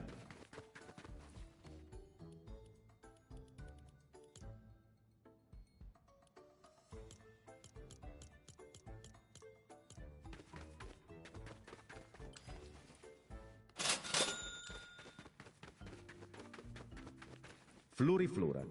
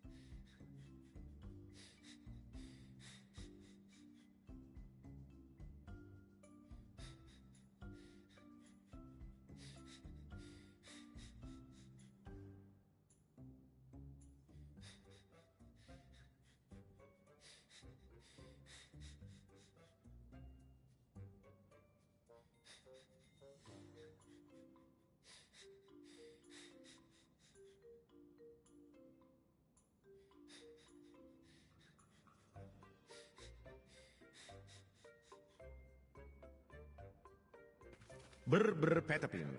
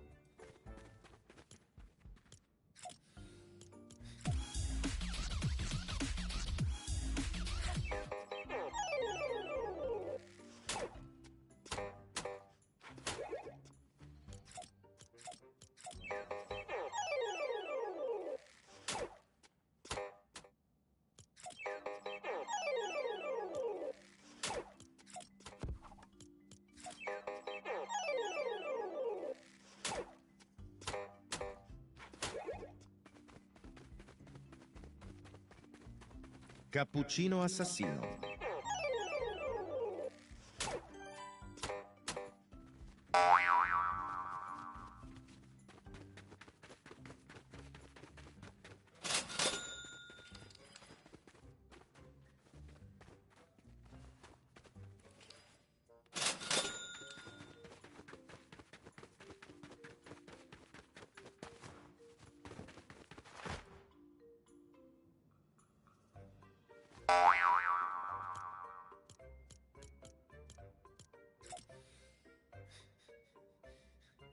Brr brr petapim. Cimpanzini bananini. Ballerina cappuccina. Lirilillarilla. Cimpanzini bananini. Cimpanzini bananini. Fluriflura.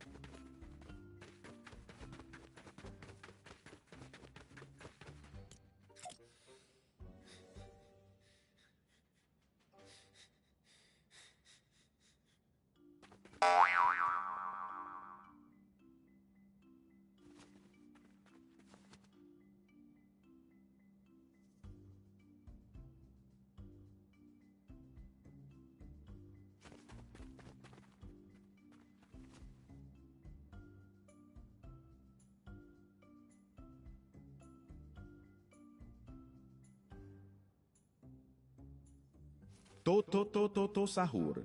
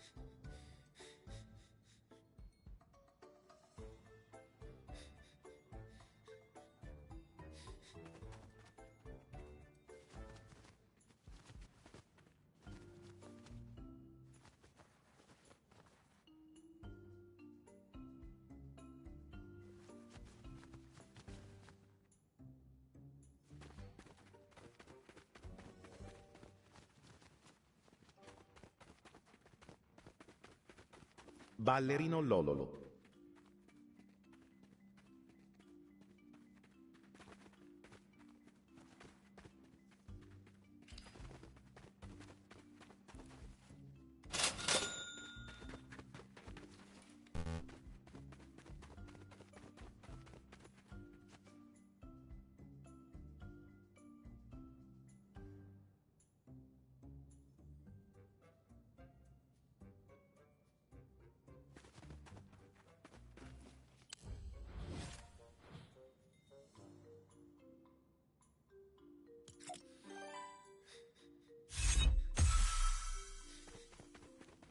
Frigo Camelo. Borbaloni Loliloli. Bombardiro Crocodilo. Brr brr peta ballerina cappuccina. Piscini Bossini.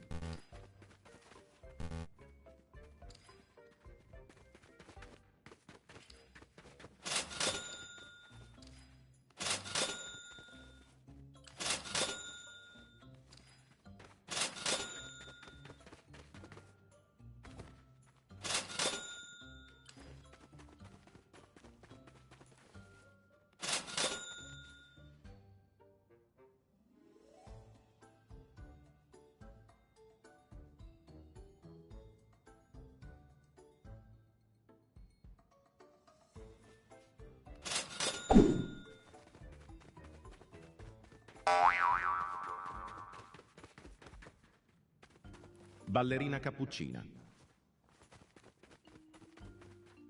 Los tung tungsitos.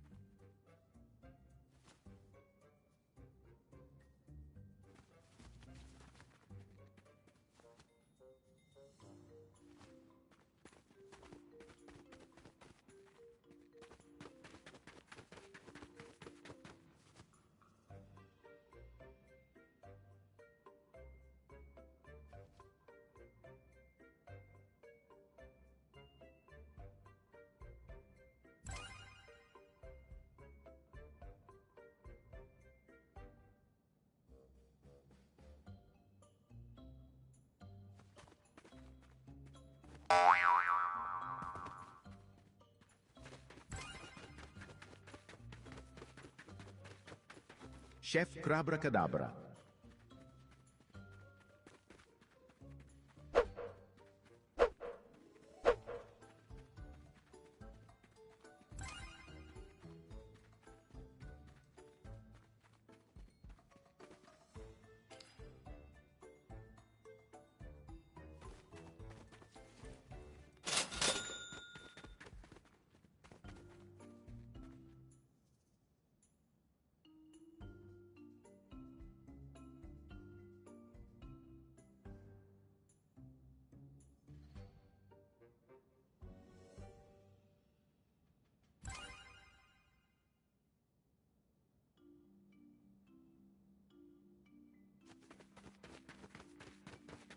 Frigo Camelo.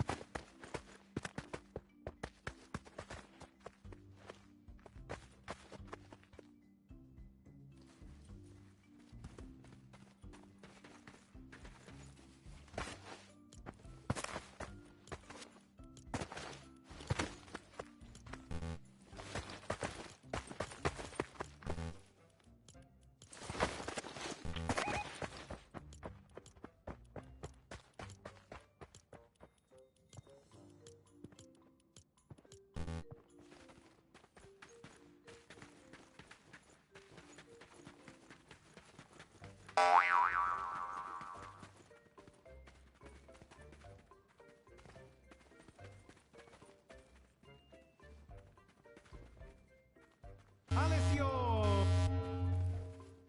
La vaca Saturno-Saturnita.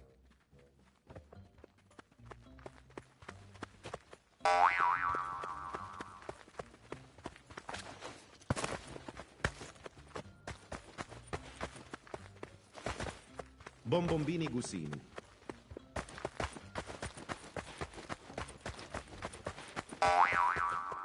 La vaca Saturno-Saturnita.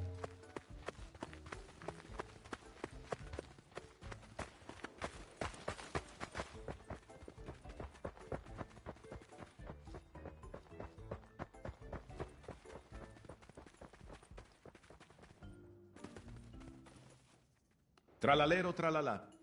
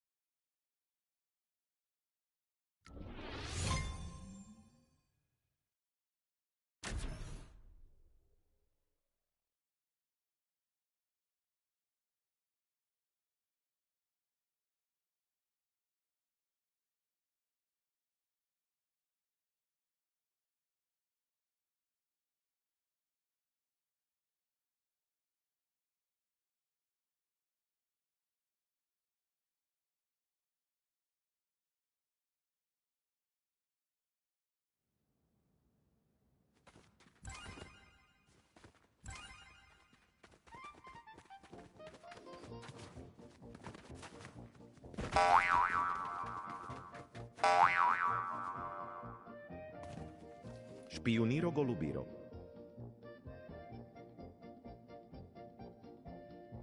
Fluriflura.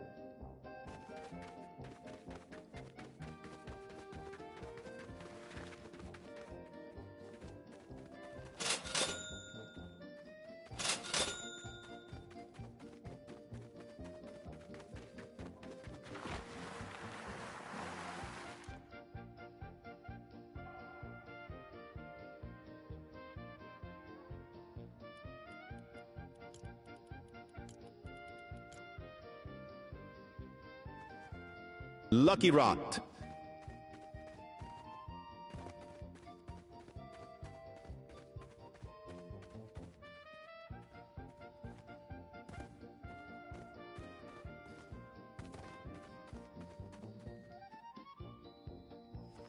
Lucky Rot.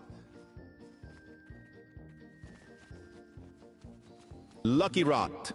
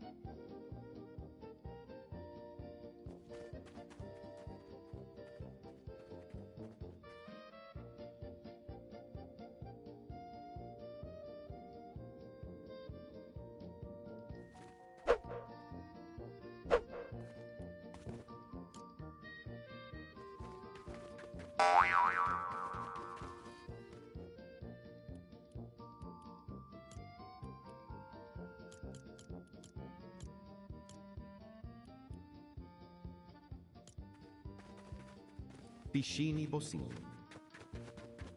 Tong tong tong sahur. Tim cheese.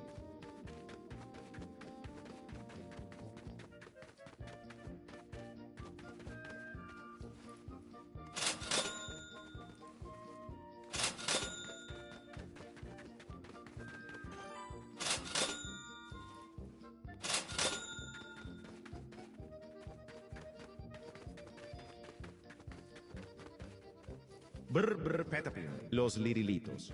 Chef Crabra Cadabra.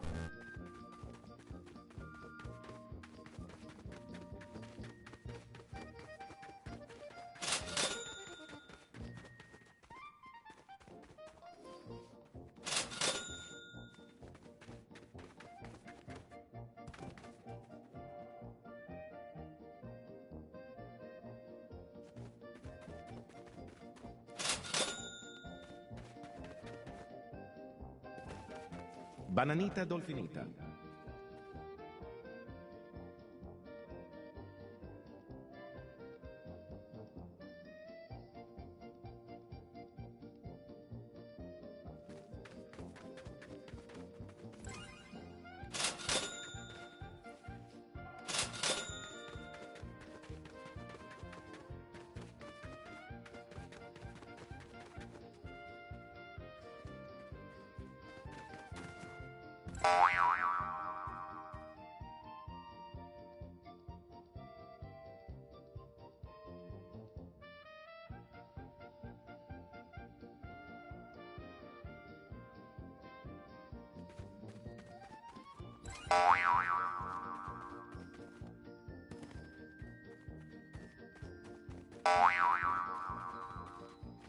Chef Crabra Cadabra. Ballerina cappuccina. Frigo camelo.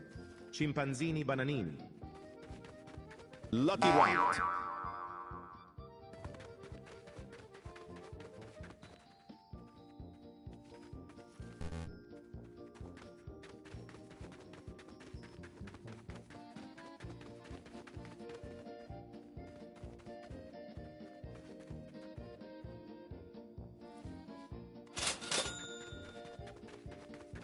Lucky Rot.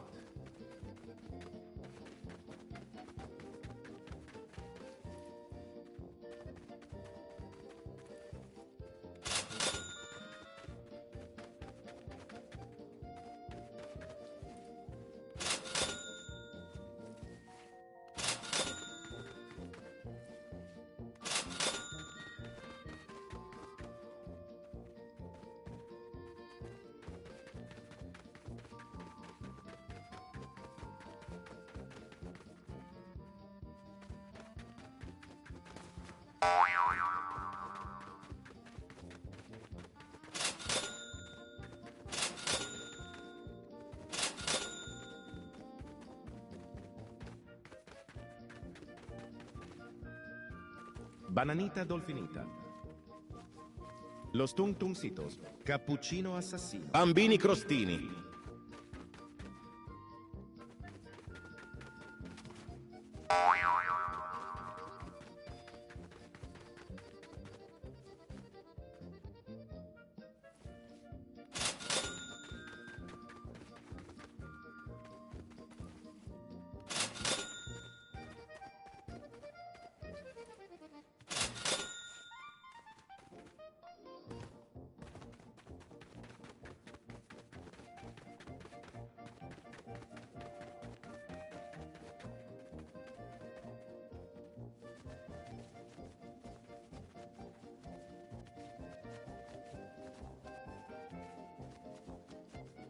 Matteo!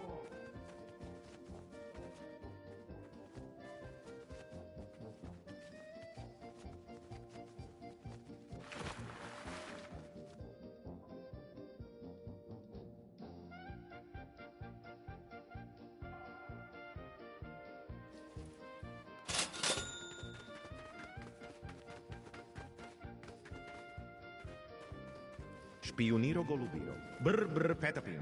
Gorillo watermelon. Barbaloni loli loli.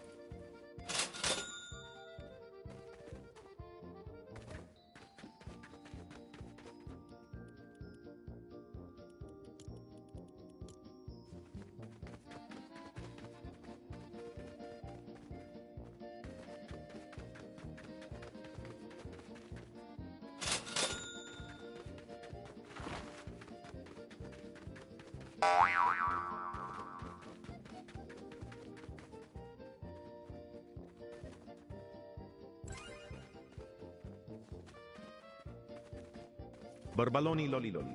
Bombardiro crocodilo.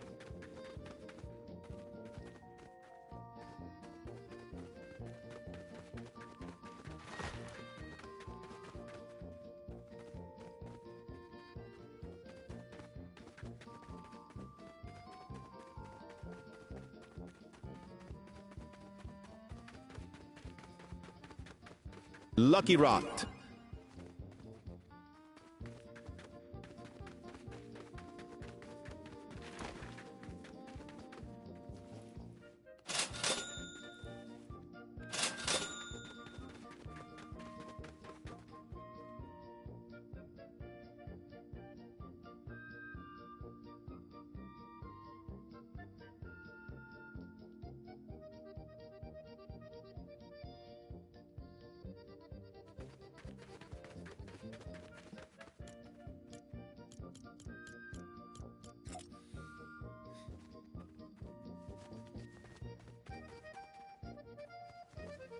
Ganganzelli Trulala. Top Toby Top Cappuccino Assassino. Sigma Boy.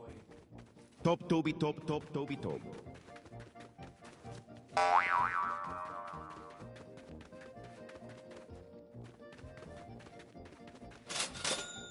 Sigma Boy.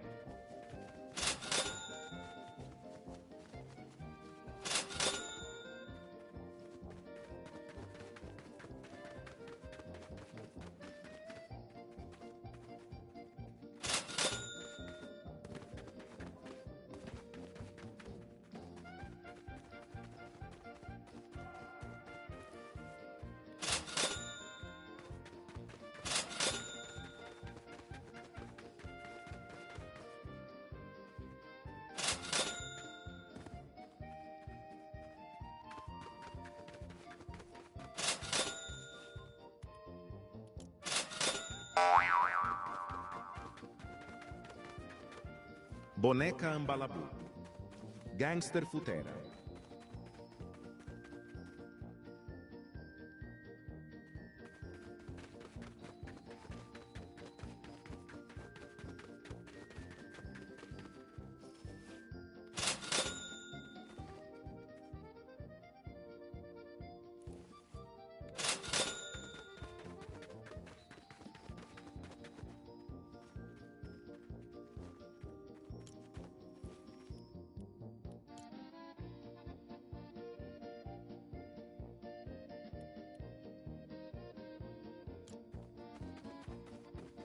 Lirili Larina.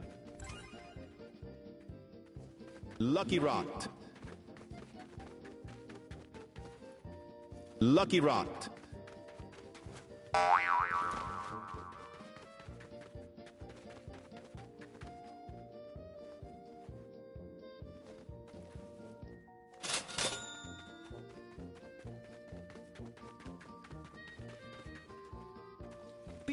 Lucky Rot.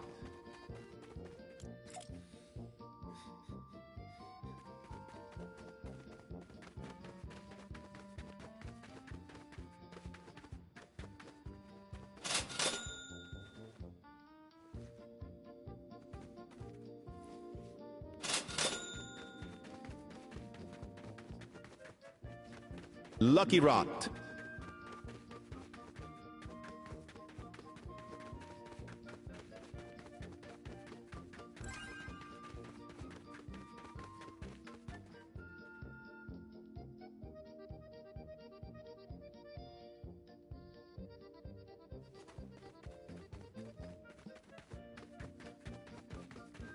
Lucky Rot. Lucky Rot.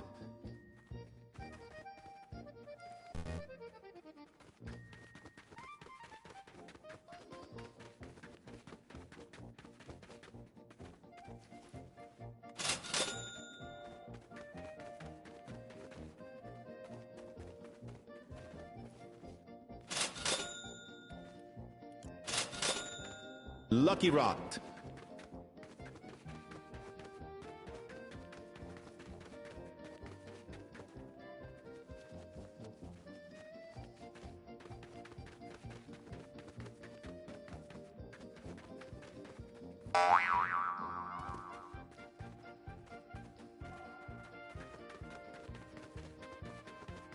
Lucky Rot.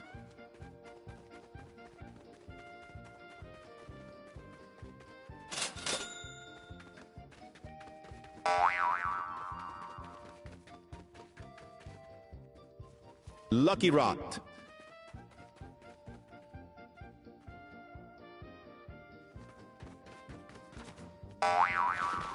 Lucky Rot.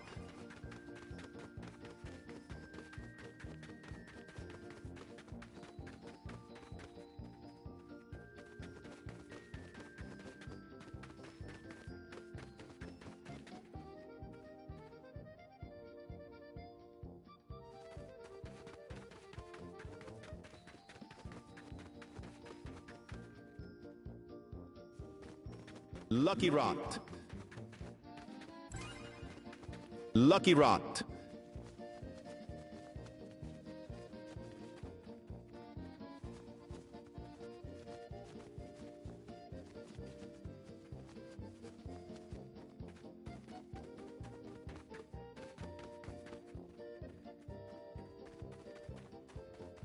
Lucky Rot.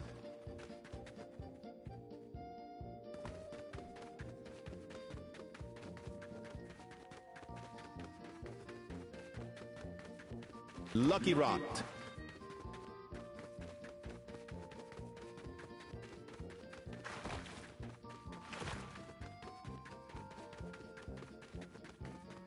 Lucky Rot.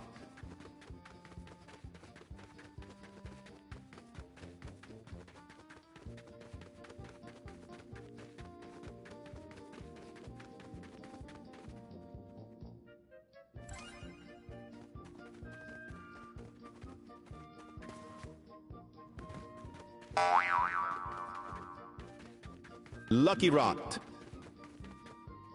Lucky Rot.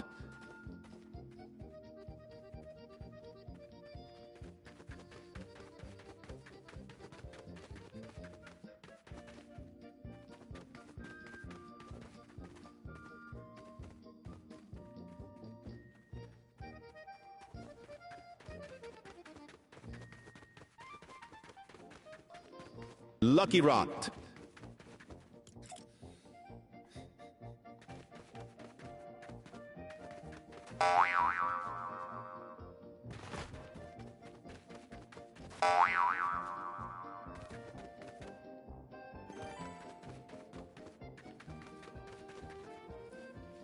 Tralalero tralala. Lucky Rot. Lucky Rot.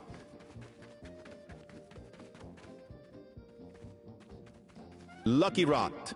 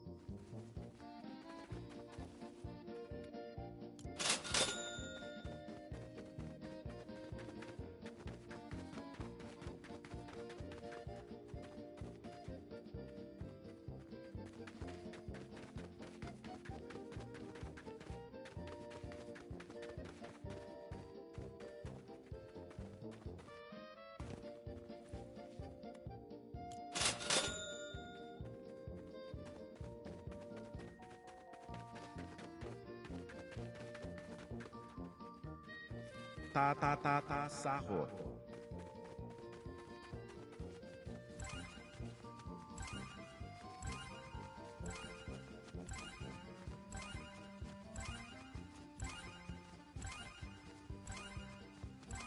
Treno struzzo turbo 3 mio.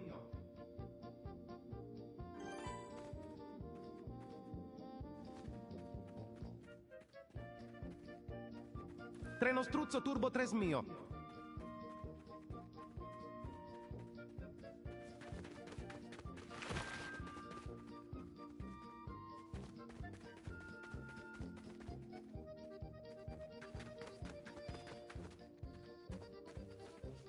Sigma Boy.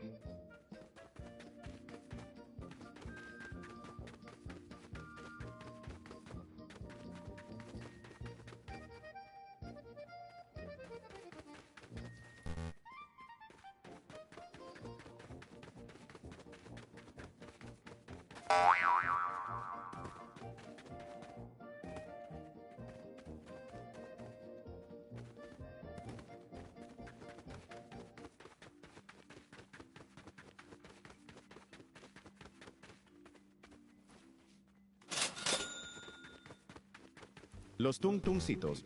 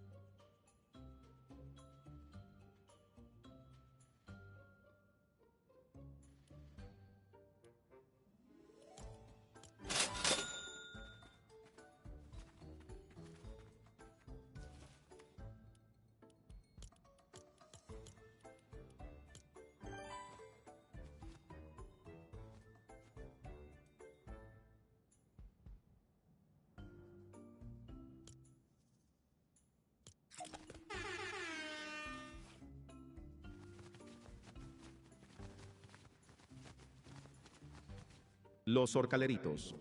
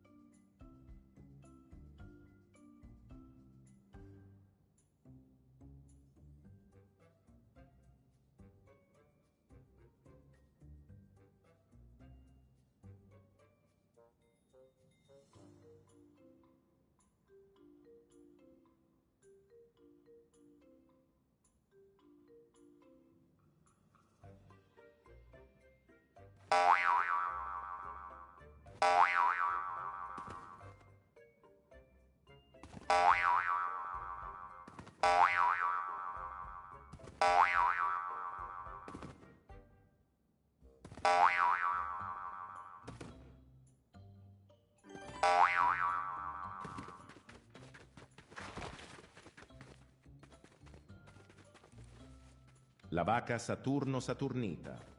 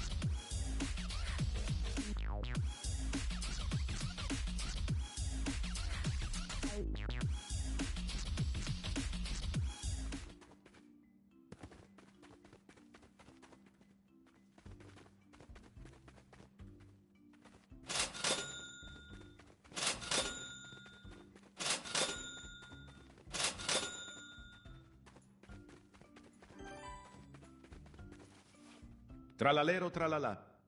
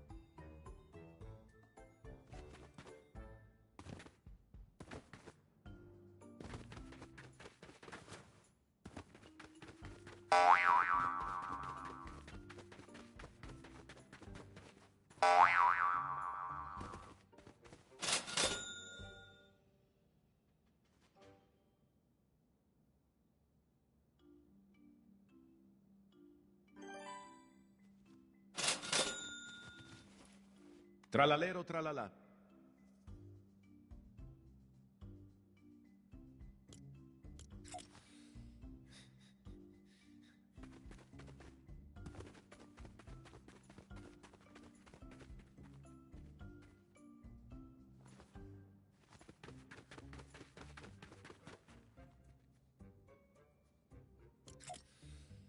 Tralalero tralala.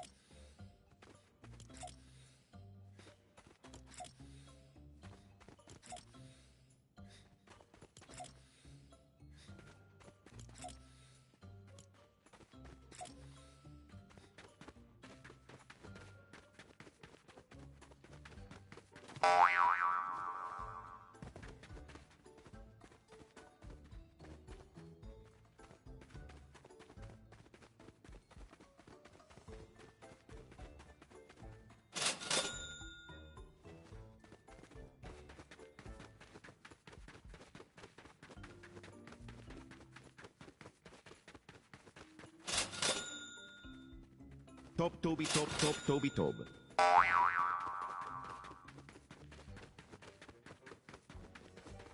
Top Toby Top Top Toby Tob.